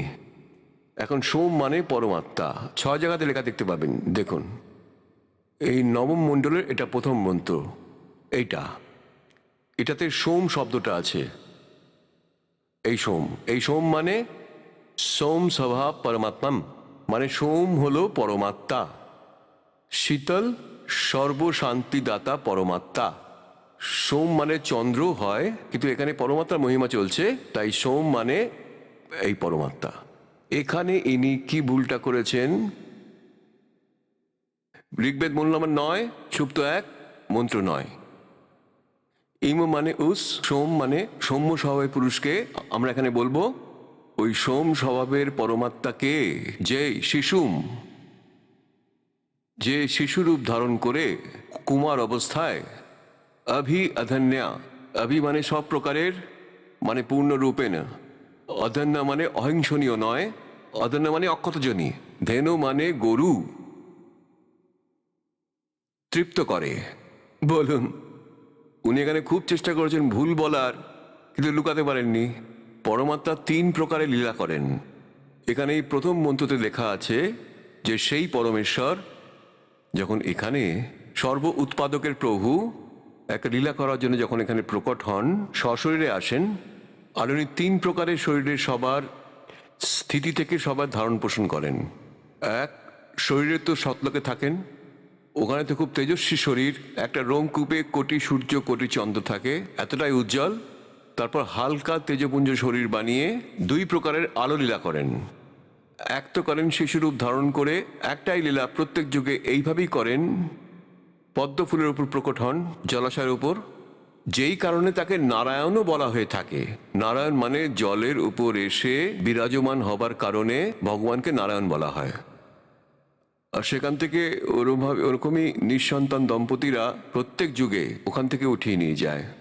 ওখানে উনি লীলা করেন, মনুষ্য জীবন যাপন করেন, জ্ঞান প্রচার করেন। আর দ্বিতীয় প্রকার, উনি কখনো কোথাও জীবিত মহাত্মা সন সাধুর রূপ ধারণ করেন, আর এসে প্রকট হয়ে যান, ভালো আত্মাদের জ্ঞান দেন, তারপর সতলোক নিয়ে যান, তারপর তাদের সাক্ষী বানিয়ে রেখে দেন। উনি এই প্রকারের লীলা উনি করে থাকেন। যখন এই শিশুরূপ ধারণ করে পরমাত্মা লীলা করতে আসেন, তো সেই সময় ওনার লালন পালনের লীলা, ওই বালকরূপী প্রকট পরমাত্মার লালন পালনের লীলা কুমারী গরুর দ্বারাই হয়ে থাকে। এবার দেখুন বেদ কি বলছে। ওই সৌম্য স্বভাবের মানুষ মানে পরমাত্মাকে সেই শিশুম কুমার অবস্থাতেই অভি মানে সব প্রকারেই পূর্ণ, অধ্যান্না মানে অক্ষতজনী। আমাদের এখানে দেশি ভাষাতে যে গরু প্রসব করেনি, গর্ভধারণ করেনি, তাকে বলে অধন্যা, মানে অক্ষত যোনি, সাড়ে ছয় নেই। আভি অধন্যা, কখনো কখনো সাড়ে টাচ করেনি, কুঁয়ারি, ধেনু মানে গরু। আভি মানে সব প্রকারের, এখানে লেখা আছে কুমার অবস্থায় মানে বাল্য অবস্থায় সব প্রকারের, অধন্যা মানে অক্ষত যোনি মানে কমপ্লিট কুমারী, ধেনু মানে গরু, তৃপ্ত করে। ওনার পালনের লীলা কুমারী গরুর দ্বারে হয়ে থাকে। এখন who is god? Kabir is god.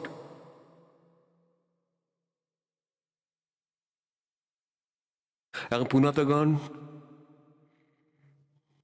পরমাত্মা যখন 5 বছরের হলেন এবং রামানন্দজির সাথে ওনার জ্ঞান চর্চা হয়েছিল, যেটা সকালেই দাস বলেছিলেন আপনাদের, পরমেশ্বর কবির সাহেব গুরু ধারণ করেছিলেন। এই জন্য গুরু মেনেছিলেন রামানন্দজিকে, যেনাকে উচ্চস্তরের ব্রাহ্মণ মনে করা হতো। বিদ্যান, বেদ আর গীতার আর পুরাণের মর্মতা উনি বুঝেছিলেন, এটি সবাই ভাবত। ওনার ক খ জ্ঞান ছিল না বেদ আর গীতার ব্যাপারে। সংস্কৃত জ্ঞান গুলে খেয়ে রেখেছিলেন, কিন্তু সৎ লোক ছিলেন, নিষ্কামভাবে জ্ঞান প্রচার নিজে এবং অপরকে দিয়ে করাচ্ছিলেন। তাই পরমাত্মা এই মর্যাদাটা বজায় রাখার জন্য যে গুরুবিন মালা ফেরতে, এটাই ওনার বচন, গুরুবিন মালা ফেরতে গুরুবিন দেতে দান, গুরুবিন দোনো নিষ্ফল হয় চায় পুছো বেদ পুরাণ।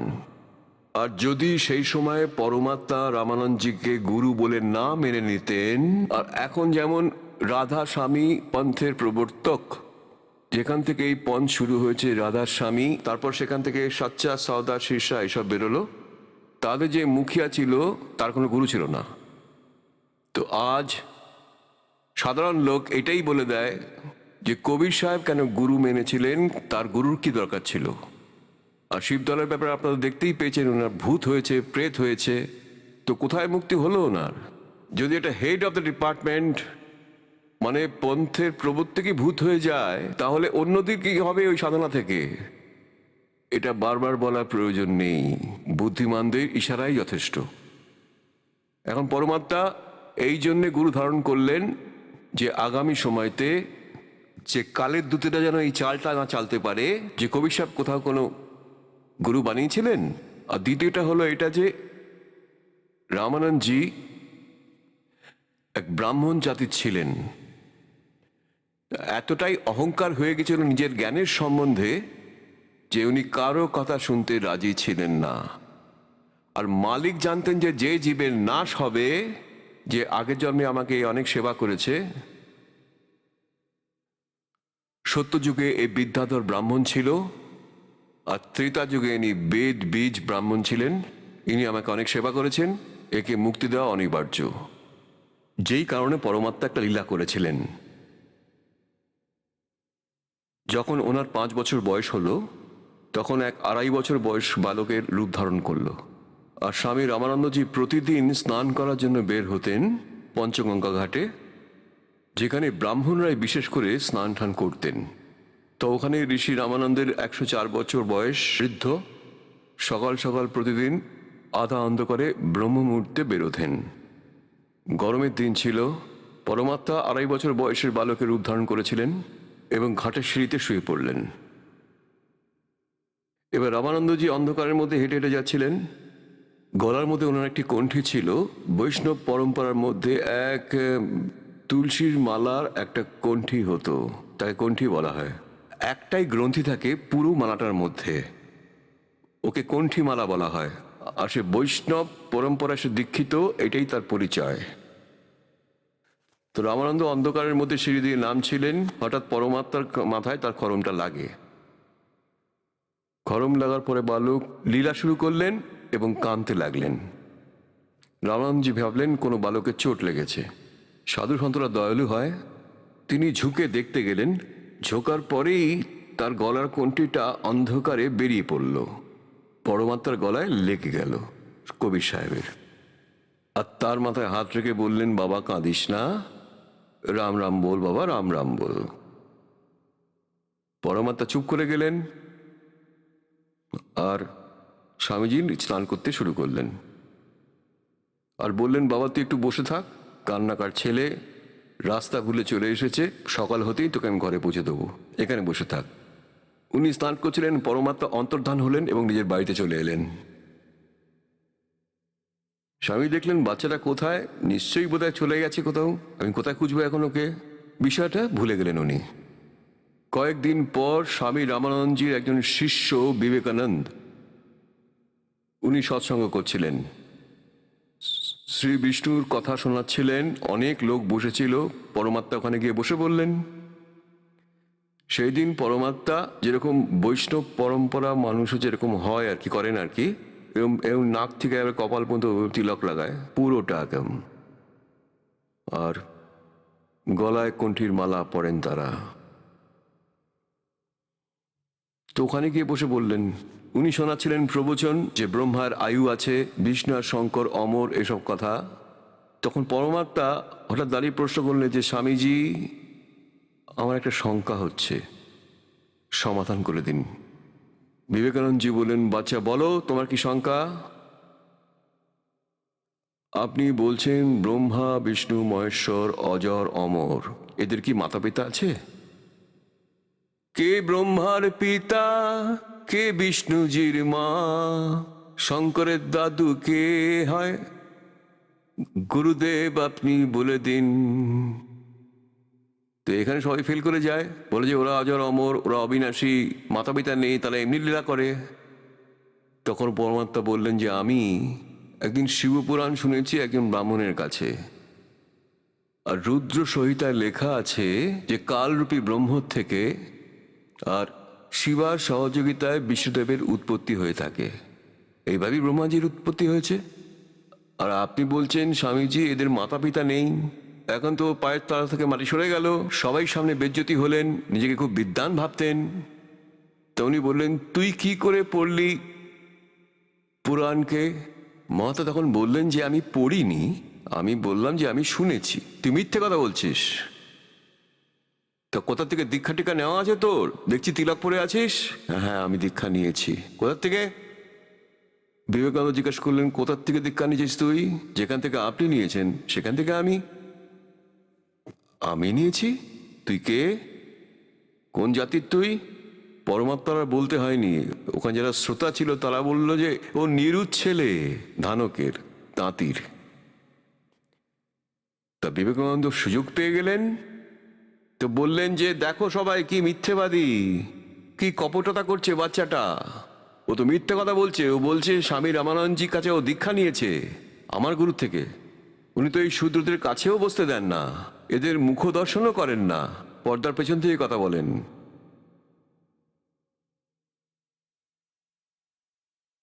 মানে ওই বিষয়টা চেঞ্জ করে দিলেন যেটা ভগবান তাকে প্রশ্ন করেছিলেন, আর বললেন যে দেখবি আমি এখন গুরুদের কাছে তোর কথা বলছি, তুই আমার বেইজ্জতি করেছিস সবার কাছে। বলছে যে একটা তাঁতির ছেলেকে, আর আমার গুরুদেব সাকে দীক্ষা দিয়েছে, তুই বেইজ্জতি করেছিস, ইনসাল্ট করেছিস। তখন উনি উঠে চলে গেলেন। পরমাত্মা ফিরে এলেন তার কুটিরে, মাতা পিতার ঘরে, পাতানো মা বাবার কাছে। ওদিকে বিবেকানন্দ স্বামী রামানন্দজির কাছে গিয়ে বললেন, সাথে 20, 30, 50 শ্রোতা এবং চেলা নিয়ে গেলেন। আর সবাই বললেন যে মহারাজ আজকে আমাদের নাক কাটা গেছে, আমাদের বাইরে বেরোর যোগ্যই রাখেননি। এক ধানকের পুত্র এক তাঁতির পুত্র বলছে নাকি তাকে গুরু বানিয়েছেন। মহাত্মা পুরো কাশিতে কিন্তু আগুনের মতন ছড়িয়ে পড়েছে এই কথাটা, আর সব লোকেরাই ধিক্কার জানাচ্ছে। যদি সেটাই করে থাকে খুবই খারাপ। তখন রামানন্দজি বললেন যে ও মিথ্যে বলছে, আমি এরকম কাউকে দীক্ষা দিইনি, যাও ওকে সকালবেলা ধরে এনো আর সবাইকে ডেকে এনো, আমি সামনে বলবো ওকে। এখন বিবেকানন্দ সবাইকে ডেকে এনেছেন, 1000 লোককে জড়ো করেছেন। দেখো তো মিথ্যে বলছে, দেখবে গুরুদেবা কি বলেন ওকে। এখন সকাল সকাল বিবেকানন্দ ঠিক সময় পৌঁছে গেলেন তাঁতির কলোনিতে, সঙ্গে 10টা পালোয়ান লাঠি হাতে নিয়ে। এবার সবাই বুঝতে পারলো, কলোনির লোকেরা দেখলো যে এরা খুব খারাপ উদ্দেশ্য নিয়ে এসছে এই লোকগুলো, এবং নিরু কোথায় থাকে সে জিজ্ঞাসা করছিল। কেউ একজন শর্টকাটে গিয়ে তাকে জানালো যে তোর বাচ্চা কি এমন করেছে বল, কি ভুল করেছিস তোরা। এরম এরম কিছু ব্রাহ্মণ লোক তোমার বাড়ি খুঁজছে, ওদের কিন্তু উদ্দেশ্য মোটেই ভালো না, ঝগড়া করার উদ্দেশ্য নিয়ে আসছে ওরা। নিমার সঙ্গে সঙ্গে বুঝে গেলেন নিশ্চয় কবির কিছু না কিছু একটা গড়বড় করেছে, আর করতোই এরকম। পরমাত্মা যাকে তাকে রাগি দিত সেই উদ্দেশ্য নিয়ে এসছেন উনি, আর রোজ তারা নালিশ করতো এসে, আর নিমা দুঃখ পেত। আর সেই দিনও উনি কবির জেগে ওঠালেন আর বললেন, বাবা তুই কাকে কি বলে এসছিস। পরমাত্মা বলেন, মা আমি আর কি বলবো, আমি সত্যি কথাটাই বলি, এরা সবাই আমাকে মারতে আসে। তো মা বললেন, তুই এই কথাটা কেন বলিস বাবা, তুই জানিস না এরা কসাই, তোকে মেরে দেবে, আর আমিও মরে যাব বাবা, তখন আমি কি করে বাঁচব। পরমাত্মা তখন বললেন, মা এরা সবাই আমার সন্তান, ওরা আমার কথা শোনেই না।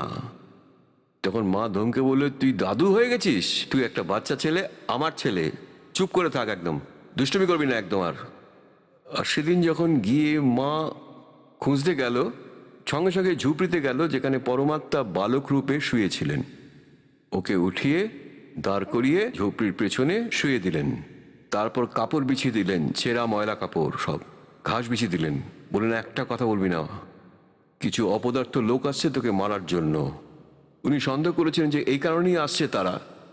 ওরা এসে বলল, তোমার ছেলে কোথায়, কোথায় আছে কবির, ওকে স্বামীজি ডেকেছেন, আমরা ধরে নিয়ে যাব। উনি বললেন, কি হয়েছে, আমার ছেলে এমন কি ভুল করেছে, কোনো কারণ তো বলো। ওরা বললো, ওখানে গিয়ে বুঝতে পারবে কারণটা কি। ভেতরে ঢুকে গেল, মাকে অবজ্ঞা করে ওরা ভেতরে ঢুকে গেল। খুঁচিয়ে খুঁচিয়ে সব দেখতে লাগলো, লাঠি দিয়ে দিয়ে খাটটাকে তুলে ফেলে দিলেন, কাপড় টাপড় ছুঁড়ে ছুঁড়ে ফেললো। কোথায় আছে ওরা জোরে জোরে চায়াচ্ছিল। পরমাত্মাকে পেছনে লুকিয়ে রেখেছিল। উনি ভাবলেন যে বুড়িকে অনেক দুঃখ দেবে, মা বাবাকে। উনি কাপড়ের ভেতর থেকে বাইরে বেরোলেন আর দাঁড়িয়ে বললেন, এই যে বিবেকানন্দ, ঝুপড়ির পেছনে বসে আছি, চলে এসো। ওরা দৌড়ে গেল, দেখলো, ধরে ফেললো। এবার মা ভাবছে যে আমি বাঁচাতেই হবে, কি করে বাঁচাবো ওই ছেলেকে। বাচ্চার হাত ধরলেন, বুকে জড়িয়ে ধরলেন, ওকে লাঠি দিয়ে মেরে মেরে অজ্ঞান করে ফেললেন। নীরু যখন জানতে পারলো, সেও দৌড়ে এলো, সামনে গিয়ে সেও আটকাবার চেষ্টা করলো। তাকেও মারধর করে অজ্ঞান করে ওরা নিয়ে গেল টেনে হিঁচড়ে। রামানন্দজি পর্দা লাগিয়ে রেখেছিলেন ঝোপড়ির আগে। সামনে কবি সাহেবকে দাঁড় করে দিল 5 বছরের বালক। বিবেকানন্দ বললেন, দেখুন স্বামীজি, ও নিরুৎ ছেলে কবির এসছে। ভেতর থেকেই ঝুপড়ির ভেতরেই পর্দা টানানো আছে, পরমাত্মা বাইরে দাঁড়িয়ে আছেন, আর ওখান থেকেই প্রশ্ন উত্তর চলল। আর গরিবদাসজি কত সুন্দরভাবে এটাকে বর্ণিত করেছেন, সেটাই দেখা যাক।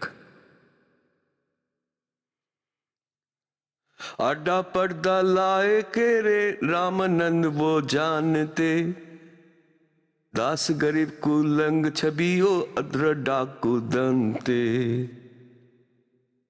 পর্দা টাঙিয়ে তার ভেতর থেকে প্রশ্ন করছেন, আর রাগ হচ্ছে ওনার, আর বলছেন, कौन जात कुल पंथ है कौन तुम्हारा नामे, दास गरीब अधीन गति फिर बोलत है बल जाऊं मैं। রামানন্দজি রাগ করে জিজ্ঞাসা করছেন, তোর কোন জাত, বাবা মার নাম কি, তোর নাম কি? তো পরমাত্মা বাইরে থেকে বালক রূপে কি বলছেন, জাত हमारी जगत गुरु और परमेश्वर है पंथे, दास गरीब लिखत परो मेरा नाम निरंजन कंठे। পরমাত্মা বললেন, আমার জাতের কথা জিজ্ঞাসা করছো স্বামীজি? আমি হচ্ছি জগৎগুরু, সবাইকে জ্ঞান দেওয়ার জন্যই এসেছি। আর আমি কোন পন্থের সাথে যুক্ত? পরমেশ্বর নামে পন্থ আছে আমার। এক ঈশ, এক ঈশ্বর, এক পরমেশ্বর। গীতার অধ্যায় নম্বর 15 শ্লোক নম্বর 16 আর 17-তে 3টে পুরুষের কথা বলা হয়েছে। 3টে ঈশ আছে, 3টে পুরুষ আছে। খরপুরুষ, তাকে ঈশ ভাববেন, 21টা ব্রহ্মাণ্ডের স্বামী এই ব্রহ্ম। আর অক্ষর পুরুষ, সে 7 সংখ্য ব্রহ্মাণ্ডের মালিক, তাকে ঈশ্বর ভাববেন, ওই ঈশের থেকে শ্রেষ্ঠ। আর চতুর্থ যে পরমক্ষর ব্রহ্ম আছে, সে হচ্ছে পরমেশ্বর, ঈশ্বর থেকে সৃষ্ট পরমেশ্বর। তো উনি বলছেন, আমার যে মার্গ সেটা পরমেশ্বরের মার্গ। জাত हमारी जगत गुरु और परमेश्वर है पंथे, दास गरीब लिखत परे मेरा मेरा नाम निरंजन कंठी। আর বেদে যেটা লেখা আছে ভগবান, সেটা আমি। আর এটা শুনে খুব দুঃখিত হলেন রামানন্দজি যে একটা ছোট জাতের ছেলে সে কিরকম তর্ক করছে। রে বালক सुन दुर्बुद्धि कटमट तन आकारे, दास गरीब दर्द लगा जब ओ बोले सृजनहारे। পরমাত্মা নিজেকে পরমাত্মা বলে দিলেন, আর রামানন্দজি খুবই দুঃখিত হলেন। বললেন, এ বালক সন দুর্বুদ্ধি, এই বুদ্ধিভ্রষ্ট বালক। রামানন্দজি ভগবানকে কিরকম মানতেন, যেরকম আপনার আর আমাদের বুদ্ধির স্তর, সেরকম এই বিদ্যান্তের স্তরও ছিল। বিষ্ণুজির পূজারী মূর্তি বসিয়েছেন আর ভগবানকে নিরাকার মনে করেন। তো সেই দৃষ্টিকোণ থেকেই স্বামী রামানন্দজি বলছেন, রে বালক সন দুর্বুদ্ধি কটমট তন আকার, তোকে দেখা যাচ্ছে, তোর শরীর রয়েছে, আর দাস গরিব দর্দ লাগা জব ও বলে সর্জনহারে, যে তোর শরীর থাকার সত্ত্বেও নিজেকে ভগবান ভাবছিস। तुम मन के पाल बा तेरा जुल्हे के घर बास है, दास गरीब अज्ञान गति ये था दृढ़ विश्वास। রামানন্দজি কি বলছেন, তুই মমিন মানে তুই মুসলমানের দয়া দাক্ষিণ্যে বেড়ে উঠেছিস, আর একটা তাঁতির ঘরে তোর জন্ম, আর নিজেকে এখন তুই ভগবান বলছিস। मान बड़ा ही छोड़ कर बोलो बालक बहने, दास गरीब अदम मुखी इतना तुम घट फैने। तरक तनु से बोले थे रामानंद सुरज्ञाने, दास गरीब को जात है ये आखिर निज निदान। রামানন্দজি এত খারাপ ভাষা ব্যবহার করছিল যে এ হচ্ছে কুজাতের। কুজাত মানে যার জাতের কোনো ঠিক নেই, একে কুড়িয়ে পাওয়া গেছে কোথার থেকে, আর বলছে এত লম্বা চওড়া সব কথা।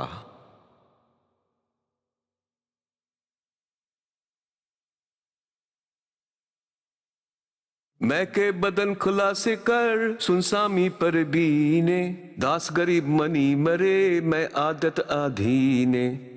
এবার পরমাত্মা বলছেন, হে স্বামীজি, যেরকম গুরু একজন খাঁটি শিষ্যকে আর গুরুর সাথে যেরম ব্যবহার করা উচিত সেই পদ্ধতি বলে সেটাই পালন করে বলছেন। গুরুদেব তো গালি দিচ্ছেন, আর পরমাত্মা বিনম্রভাবে আর করো জোরে বলছেন, স্বামীজি, আমি যা বলছি আমি কিন্তু সত্যিকারের তাই, আর আপনি আমার গুরুদেব, আপনি যাই বলুন না কেন আপনার সব কথা শিরোধার্য। मैं अवगत गत से प्यारे और चार वेद से दूरे, 10 गरीब 10 दिशा सकल सिंध भरपूरे, सकल सिंध भरपूरे हूँ खालिक मेरा नाम है, दास गरीब अजात हूँ तय जो कहाँ बलि जाऊं में। आय है যে আমার কোনো জাত নেই, আমার আর আমি জাত ঠাত মানিও না, তাও আপনি আমাকে কুজাত বলছেন, ধানক তাঁতি বলছেন, তো সেটাই আমি মেনে নিচ্ছি। সকল সিন্ধ ভরপুরে হুঁ খালিক মেরা নামে।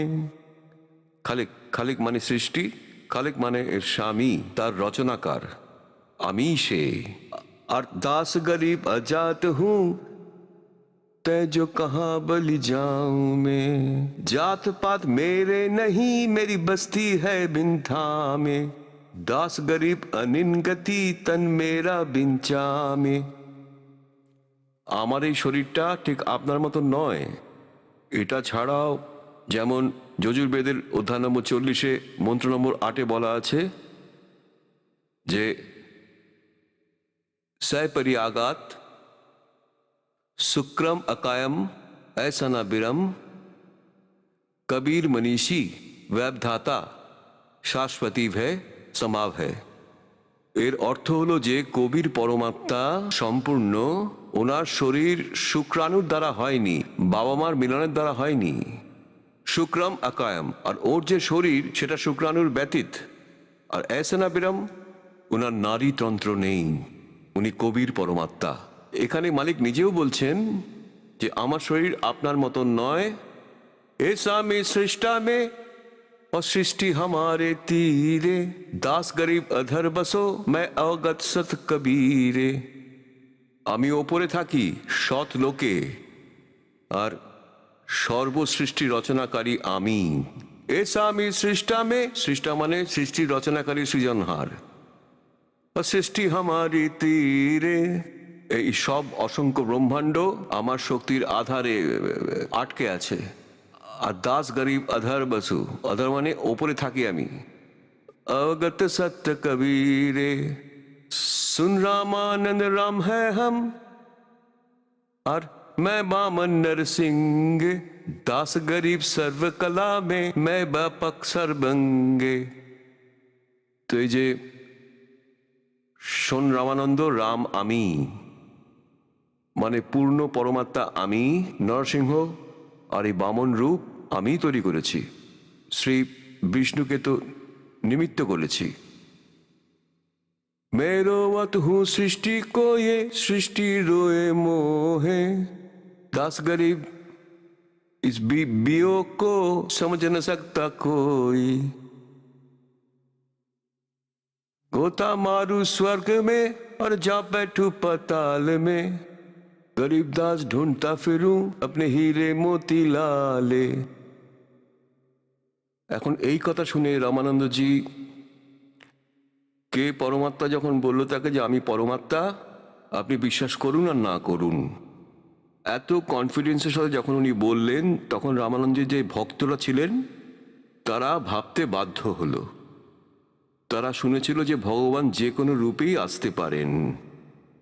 ওরা ভাবছিল যে এর সাথে আমি পরে কথা বলবো, যে এত কনফিডেন্স নিয়ে বলছেন যে আই অ্যাম গড, এ তো সাধারণ মানুষ হতেই পারে না। তখন উনি ভাবলেন যে আমি প্রতিদিন মানে দৈনিক যে ক্রিয়া করি সেটা আগে শেষ করে নিই। রামানন্দজি কি করতেন, মূর্তি পুজো করতেন, কিন্তু কাল্পনিকভাবে করতেন। যেমন কল্পনা করা যায় যে ভগবান বিষ্ণুজির মূর্তি সামনে আছে, রোজকার অভ্যাস ছিল, মানসিক পুজো ছিল ওনার। তারপর উনি কি করতেন, স্থূল কিরকম কর্মকাণ্ড করে এসব লোকে, ভগবান বিষ্ণুর মূর্তির পুরো কাপড়গুলো খুলে ফেলতেন, তারপর তাকে স্নান করাতেন, তারপর ধোয়া কাপড় তাকে পরাতেন, আর সব তিলক লাগাতো, গলেতে কণ্ঠি, আর একটা গ্রন্থির মালা পরাতেন, আর মাথায় মুকুট পরিয়ে দিতেন। আর মুকুট পরাবার পর সেই দিন আর মুকুট খোলা যাবে না। তো রামানন্দজি এরকমই কল্পনা করে করতেন। উনি নতুন কাপড় পরিয়েছেন ভগবান বিষ্ণুকে, তারপর মুকুট লাগিয়েছেন, তিলক পরিয়েছেন, শুধু উনি কণ্ঠি পরাতে ভুলে গেছেন। কণ্ঠি আপনি দেখতে পাচ্ছিলেন, কিন্তু যেরকম স্বপ্নে দেখে না অনেকবার, তিনি এইভাবেই কল্পনা করতেন। কণ্ঠি আলাদা রাখা ছিল মালা, আর মালা না পরালে তো পুজো হবে না, আর মুকুট খুলে নিলে তবুও পুজো বন্ধ। রামানন্দজি ভাবলেন এই মালাটাকে মুকুটের উপর দিয়ে পরাই, আর মুকুটে মালাটা গিয়ে আটকে গেল, তার নিচে আর নাম ছিলই না। মালিকের খেলা ছিল সেটা। রামানন্দজি খুব দুঃখ পেলেন যে হে পরমাত্মা, প্রথমবার জীবন আমি এটা ভুলে গেলাম, আমি আজ কি ভুল করেছি? আজকে আমার ভগবানের পুজো নষ্ট হয়ে গেল, ভগবান কি আমার উপর রুষ্ট হয়ে আছেন? এতটাই দুঃখ পেয়েছেন যখন তখন ভগবান বাইরে থেকে বলেন কবির সাহেব, আর পর্দার ভেতর থেকে উনি মানসিক পুজো করছিলেন, বাইরে থেকে কেউ দেখতেও পাচ্ছে না। তখন পরমাত্মা বললেন, স্বামী ওর গিঁটটা খুলে দিন মালার, তারপর গলায় পরিয়ে গিঁটটা বেঁধে দিন, মুকুটটা খুলতে হবে না, আপনার কাজ হয়ে যাবে। এখন উনি কার মালা খুলছিলেন, কোথায় উনি মুকুট দেখতে পেলেন? একদম খটকা একটা ধাক্কা লাগলো রামানন্দজির, যে বাইরে তো কোনো মূর্তি নেই, আমি কি করছি সেটা কে জানতে পারে? এ তো সামনে পরমাত্মা দাঁড়িয়ে। এখন পুনাতাগণ, ব্রাহ্মণ সজ ব্রহ্ম জানে, যে ভগবানকে চিনতে পারে সেই ব্রাহ্মণ। আর একদিকে তো পুরো ব্রাহ্মণ সমাজ দাঁড়িয়েছিল, তার ইজ্জতের শেষ হয়ে যাবে যদি সে একটা তাঁতির ছেলেকে বুকে জড়িয়ে ধরে। ও তো নাম মাটিতে মিশে যাবে, আর সব প্রোগ্রাম ওর শেষ হয়ে যাবে, আর তার কোনো শিষ্য থাকবে না ব্রাহ্মণের, আর দুনিয়াতেও নিন্দার পাত্র হয়ে উঠবে। একদিকে তো উনি সমাজকে দেখতে পাচ্ছিলেন, আরেকদিকে উনি ভগবানকে দেখতে পাচ্ছিলেন। একেই পণ্ডিত বলা হয়। দড়ির পর্দা সরিয়ে দিলেন, আর একদম বাইরে এসে সবার সামনে সবাই বসেছিল জনতা, আর ওই তাঁতির ছেলেকে বুকে জড়িয়ে ধরলেন।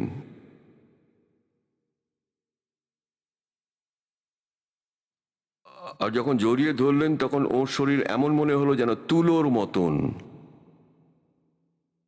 তখন মন কি পূজা তুম লখি, গরিবদাসজির বাণীতে পরমাত্মার মহিমা লেখা আছে, মন কি পূজা তুম লখি আর ये মুকুট মাল পরবেশ। রামানন্দজি বলছেন, গরিব দাস গতি কौन লখো, তেরা কौन বরন কে বেখে।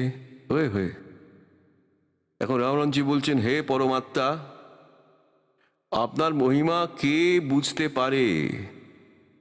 আপনাকে কিভাবে ভগবান মানবেই জনতা? আপনি কোন রূপ ধরে দাঁড়িয়ে আছেন? একটা ছোট্ট শিশু ধুতি পরে সিম্পল ভাবে, আর কোন বর্ণে তাঁতির ঘরে আপনি এসেছেন, আর আপনি লীলা করে দেখাচ্ছেন, আর বলছে যে মন কি মালা তুম, মন কি পূজা তুম লকি এ মুকুট পাল পরিবেশ। गरीब दास गति कौन लखे, तेरा कौन वरण के भेख। ये तो शिक्षा तुम दई, ये मान लिए मन मोरे। गरीब दास को मल पुरुष और हमरा बदन कठोर। গরিবদাসজি বলছেন যে স্বামী রামানন্দজি যখন ওনাকে বুকে জড়িয়ে ধরলেন, डोडी पर्दा दूरी कर हो नीना कंठ लगाए। गरीब दास गुजरी बहद जब बदने बदन मिलाए। বলে যে একদিকে সারা সমাজ দাঁড়িয়ে আছে, ব্রাহ্মণ সমাজ, আর একদিকে ভগবান দাঁড়িয়ে আছেন। বলতেন যে এই মহাপুরুষ, এই ব্রাহ্মণ সমাজের কথা ভাবেনি, পরমাত্মাকে দেখলেন, যার জন্যে ঘুরে বেড়াচ্ছিলেন তাকে সামনে দেখলেন, তো বুকে জড়িয়ে ধরলেন। বলছে মনের মধ্যে তো অনেক প্রশ্ন জাগলো যে জনতা কি বলবে, কিন্তু ভগবান দাঁড়িয়েছেন যাকে খোঁজার জন্য আমি ঘুরে বেড়াচ্ছিলাম, আর বয়স শেষ হতে চললো, 104 বছরে বুড়ো হয়ে গেছি, তাড়াতাড়ি বুকে জড়িয়ে ধরলেন। এখন কি বলছেন, ये तो दीक्षा तुम दई, ये मान ली मन मोर। गरीब दास कोमल पुरुष और हमरा बदन कठोर। যে হে পরমাত্মা, আপনাকে পরমাত্মা বলে কি করে মানবে এই জনতা? আপনি কি রূপে দাঁড়িয়ে আছেন? কার ঘরে আপনার সব লীলা চলছে? এক তাঁতি রূপে আপনি বড় হচ্ছেন। তা পরমাত্মা ওনাকে অনেক কিছু বোঝালেন। যখন রামানন্দজি পরমাত্মাকে বুকে জড়িয়ে ধরলেন, তখন বাকিরা সব চলে গেল উঠে, পণ্ডিতরা সব পাঠিয়ে গেল। আর বুড়ো বয়সে মাথা খারাপ হয়ে গেছে, রামানন্দজির মাথা একদম গেছে। উনি একটা তাঁতির ছেলেকে ছুঁয়ে নিলেন, সেখানেই তো সর্বনাশ। এখন যারা গেল তারা গেল। তখন পরমাত্মা আর ওই ভালো আত্মা রামানন্দজি দুজনেই থেকে গেলেন। অনেকক্ষণ চর্চা করলেন। লাস্টে রামানন্দজি বললেন, দেখুন আমি সমাধিস্থ হচ্ছি, আপনার সমস্ত কথা আমি বুঝতে পারছি, কিন্তু আমি অত অবধি যাই, সারা জীবন ধরে আমি এই করেছি। তখন প্রশ্ন জাগলো ওনার মনে। তখন পরমাত্মাকে বললেন, একটা কথা বলুন দাতা, আপনি একটা মিথ্যে বলেছেন। পরমাত্মা মিথ্যে বলতেন না। পরমাত্মা বললেন, কি মিথ্যে বলেছি? যে আপনি সবাইকে এটা বলেছেন যে আমি আপনাকে দীক্ষা দিয়েছি। আমি আপনাকে কবে দীক্ষা দিলাম? পরমাত্মা বললেন, মনে পড়ছে একদিন আপনি স্নান করতে নেমেছিলেন, আমি ওই সিঁড়িতে শুয়েছিলাম, আমার ঘুম পেয়ে গেছিল, আর আপনার খড়ম আমার মাথায় লেগেছিল, আর আপনি তখন বলেছিলেন, বাবা রাম রাম বলো। আপনি দীক্ষা দিয়েছিলেন, আমি নিয়ে নিয়েছি। আপনি আমার গুরু, আমি আপনার শিষ্য। তখন আমার মনে পড়লো, তো সে বাচ্চারা তো ছোট ছিল। আপনার তো 5 বছর, 2.5 বছরের ছেলে আর 5 বছরের ছেলের মধ্যে অনেক ডিফারেন্স হয়ে যায় হাইটে, মানে উচ্চতায়। তখন উনি বললেন, ও তো ছোট্ট শিশু ছিল, আপনি তো অনেক বড়। পরমাত্মা সেই সময় সেকেন্ড আরেকটা রূপ নিলেন, 2.5 বছরের বাচ্চার। আরেকটা সেবকের খাট ছিল ওই ঘরের বাইরে, তারপর গিয়ে শুয়ে পড়লেন, আর একজন বাইরে দাঁড়িয়ে ছিলেন। তখন পরমাত্মা বললেন, স্বামীজি দেখুন তো আমি কি ওরকম ছিলাম, দেখুন সামনে। আর রামানন্দজি 6 বার ওদিকে দেখলেন, আর 6 বার এই 5 বছর বালকের দিকে দেখলেন, আর নিজের চোখ কসলাতে আরম্ভ করলেন। এরই মধ্যে এই 2.5 বছরের ছেলেটি উঠে ওই 5 বছর বালকের মধ্যে একই রকম ভাবে মিশে গেলেন। তখন রামানন্দজি বিশ্বাস করলেন যে ভগবান বালক নয়।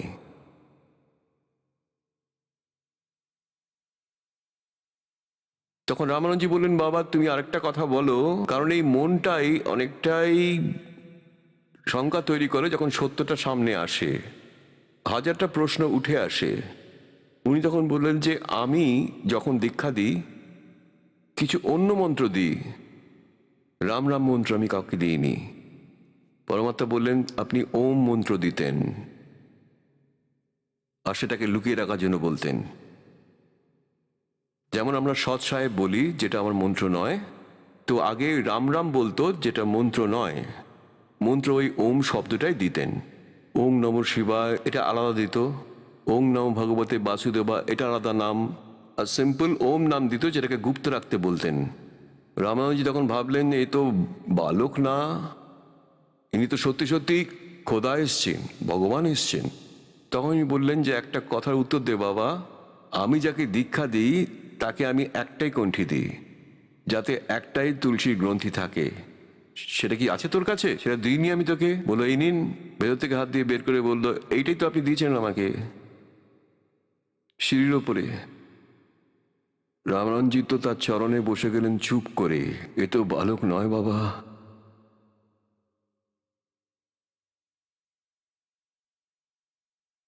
তারপর পরমাত্মা বললেন যে এদিক ওদিকের কথা ছেড়ে দাও, আমার কথা শোনো। যে স্বামীজি এদিক ওদিকের কথা ছেড়ে দাও, কল্যাণ করো, তোমার জন্য আমি এসেছি। তারপর উনি বললেন যে আমি তো সমাধিস্থ হই। পরমাত্মা বললেন, ঠিক আছে, সেটাও তুমি করো। সমাধিস্থ হয়ে কোথায় পৌঁছলেন? আগে গিয়ে ব্রহ্মচারী ছিলেন ছোটবেলা থেকেই, 104 বছর হয়ে গেছে বৃদ্ধের, সামনে একটা 5 বছরের ভগবান বালক বসে আছে। योग युक्त प्राणायाम कर जीता सकल शरीरे, तरबेनी के घाट पर वहां अटक रहे बलबीरे। সমাধিস্থ হয়ে ভেতরে যেতেন, সামনে গিয়ে ত্রিকুটিতে 3টে রাস্তা হয়ে যায়, ত্রিবেণী শুরু হয়। ইনি তো ভালো করে ত্রিকুটির ব্যাপারেই জানেন না, এ তো অনেক ভেতরের খেলা, মানুষেরা শুধু শুনেই এসেছে। আর যখন উনি পৌঁছলেন ত্রিকুটিতে, তিনটে রাস্তা হয় সেখানে, আর পরমাত্মার সাথে গেছিলেন বালক রূপে ওপরে, যেখানে পৌঁছলো ওর সমাধি। পরমাত্মা বললেন, স্বামীজি এইটা এসে গেল তোমার শেষ স্টেশন, এবারে কোথায় যাবে? উনি বললেন যে এরপরে আমি আর জানি না, আমি বলছি তোমাকে। এই যে লেফট সাইডেরটা আছে, এটা মৃত্যুর পরে আপনি এদিক দিয়ে যাবেন। আর এটা আগে গিয়ে যে প্রথম স্টেশন, প্রথম স্টপেজ, প্রথম স্থান, সে ধর্মরাজের হাত। তিনি আপনার অ্যাকাউন্টটা নেবেন। আর যে যেখানকারই ভক্তি করেছেন সে ইষ্টের ধামে সঙ্গে সঙ্গে পাঠিয়ে দেওয়া হয়, ওখানে কোনো শুনানি হয় না। আর এদিকে এই সাথে যে তৃতীয় রাস্তাটা আছে, যেখানে ঋষি মহাঋষি যারা আলাদা থাকেন তারাই যেতে পারেন, এখানে অন্য কেউ যেতে পারে না। ওখানে রাস্তা আছে কিন্তু সাধারণ মানুষ নট অ্যালাউড। আর এই যে সামনে যে রাস্তাটা যাচ্ছে, এটা ব্রহ্মরন্দর। ব্রহ্মরন্দর না খুললে ব্রহ্মলোকে যাওয়া সম্ভব নয়। তাই ব্রহ্মরন্দর আপনাদের কোনো মন্ত্রের দ্বারা খুলবে না। উনি বললেন যে আপনি স্মরণ করে দেখুন। তখন উনি অনেক স্মরণ করলেন কিন্তু খুলল না। তখন পরমাত্মা বললেন, আমার কাছে সৎনাম আছে, ওই 2 অক্ষরের মন্ত্রতে এই ব্রহ্মরন্দরটা খুলে যায়, সামনেরটা। আমি স্মরণ করে দেখাচ্ছি। তো উনি স্মরণ করলেন, সঙ্গে সঙ্গে খুলে গেল। আর স্বামীজিকে ভেতরে নিয়ে গেলেন। ব্রহ্মাণ্ডের ভেতর সবকিছু ওনাকে দেখিয়ে পরব্রহ্মের লোকে প্রবেশ করলেন। তারপর সতলয়ে গেলেন 12 নম্বর দুয়ার পার করে। ওখানে গিয়ে স্বামীজি কি দেখলেন? এই যে অন্য রূপে পরমাত্মা সিংহাসনে বসে আছেন, আর একটা রোমকূপের কোটি সূর্য কোটি চন্দ্রমা জড়ো হলো, তার উজ্জ্বলতা কম। আর নিচের থেকে বালক রূপে উনি গেলেন ওনার সাথে। তো ওখানে গিয়ে কি দেখলেন? যে একটা চামর উঠে ছোট্ট বালক এরম এরম করতে থাকলেন ভগবানের ওপর। রামানুজি ভাবলেন এই হচ্ছে পরমাত্মা, যিনি গদিতে বসে আছেন, সিংহাসনে বসে আছেন। আর কবির সাহেব হচ্ছেন এখানকার নিকটতম সেবক। এরই মধ্যে সিংহাসন থেকে ভগবান উঠে দাঁড়ালেন, আর 5 বছরের বালক গিয়ে বসলো সেই সিংহাসনে। আর ওই তেজস্ব শরীরটা পরমাত্মা ওই 5 বছর বালকের মধ্যে প্রবেশ করলেন। একা ওই বালকরূপী পরমাত্মা কবির দেব অসংখ্য ব্রহ্মাণ্ডের সিংহাসনে বিরাজমান ছিলেন।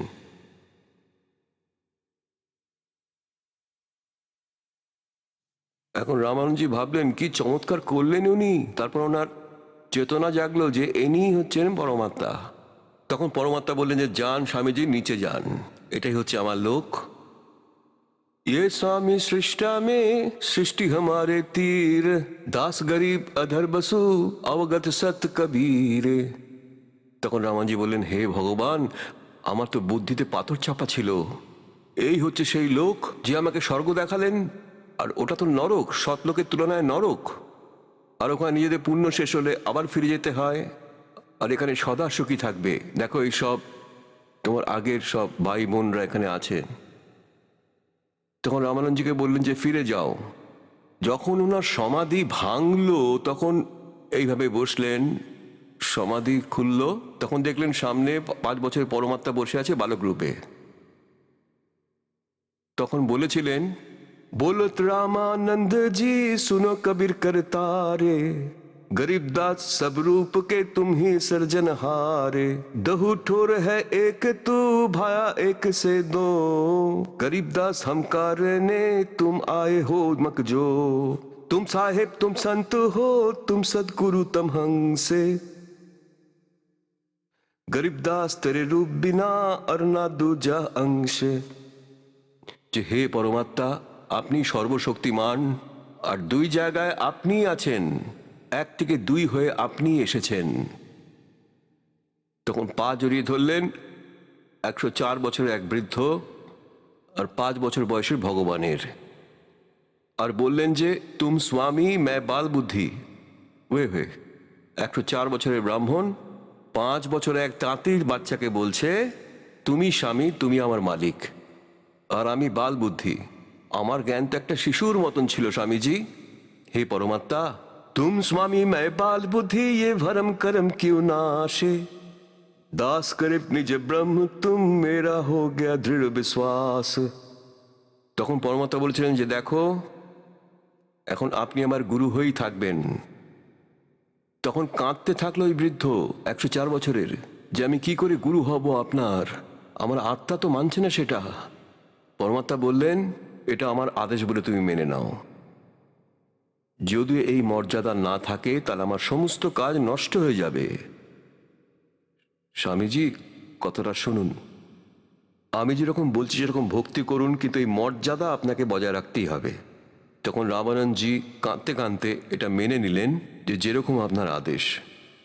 কিন্তু বলে যে रामानंद से लक्ष्य गुरु, ये लक गुरु तारे से इसके भाई और चेलों की गिनती नहीं जो पद में रहे समाये।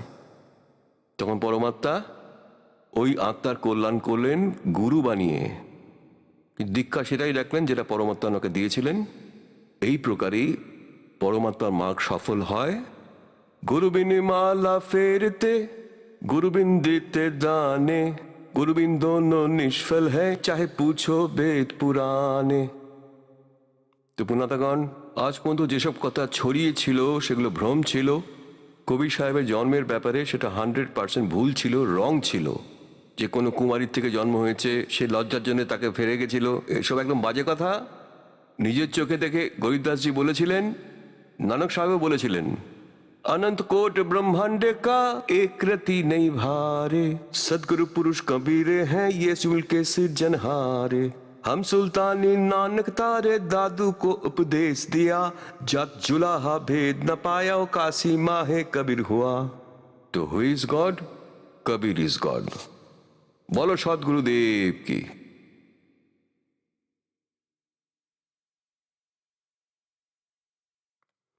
और परमेश्वर स्वयं बोलेছেন যে अवधू अवगत से चले आया,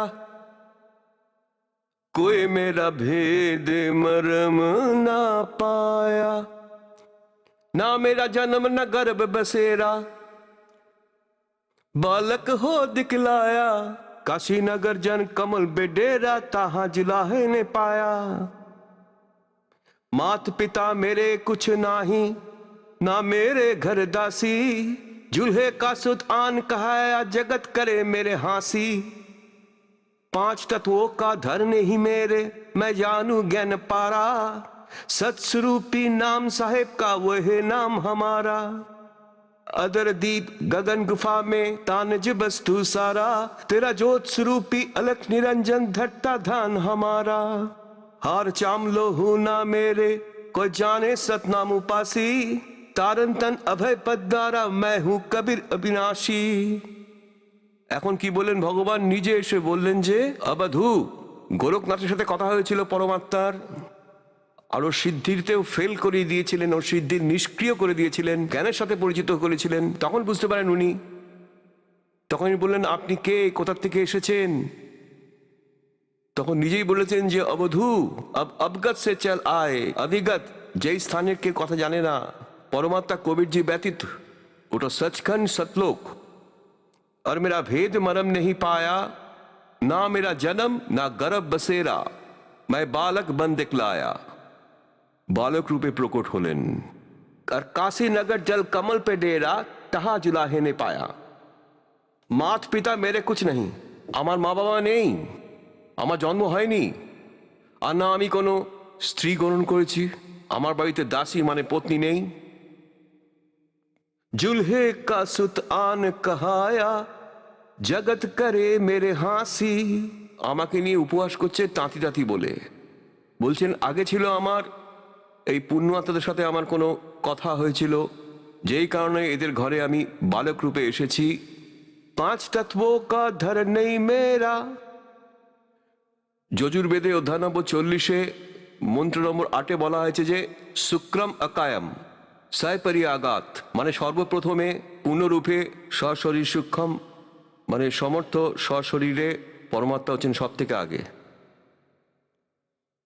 আর শুক্রমাকায়ম এ বর্ণম এ সনাবিরম এ পাপবিদ্যম কবির মনীষী স্বয়ম্ভু পরিভু वे हुए। আর এখন এখানে অজ্ঞানীরা একটা অকায়াম শব্দ থেকে পরমাত্মাকে নিরাকার প্রমাণ করার চেষ্টা করেছিলেন, কিন্তু এই শুক্রম অকায়াম এসনাবিরাম কেন লেখা আছে? তারপর স্বয়ম্ভু বলেছেন, আজ নিরাকার, তাহলে স্বয়ম্ভু লেখার কি প্রয়োজন ছিল?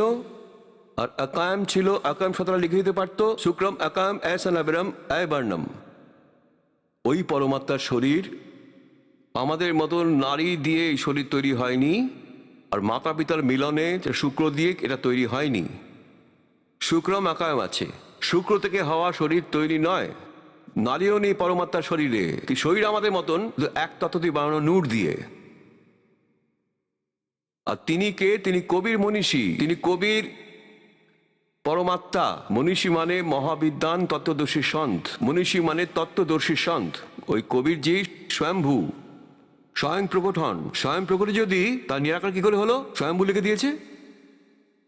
আর পরিভূ, সব থেকে আগে প্রকটিত পুরুষ, উনি পরমাত্মা। নিজের বাণীর জ্ঞান দিতে উনি প্রকট হন। এখানে কি বলছে তাহলে? अदर दीप गगन गुफा में तानिज बस्तु सारा। गोरखनाथ के बोलें भगवान, तेरा ज्योत स्वरूपी अलख निरंजन धरता ধান हमारा। কারণ আপনারা দেখেছে এই নাথ পন্থালয়রা আলোক নিরঞ্জন, আমাদের গায়কের নাথের ডেরা এখনো আছে সেটা। ওই বাবার এসে বলেন অলখ নিরঞ্জন। আর আমরা কি করে জানবো কাল এটা নিয়ে এসছে?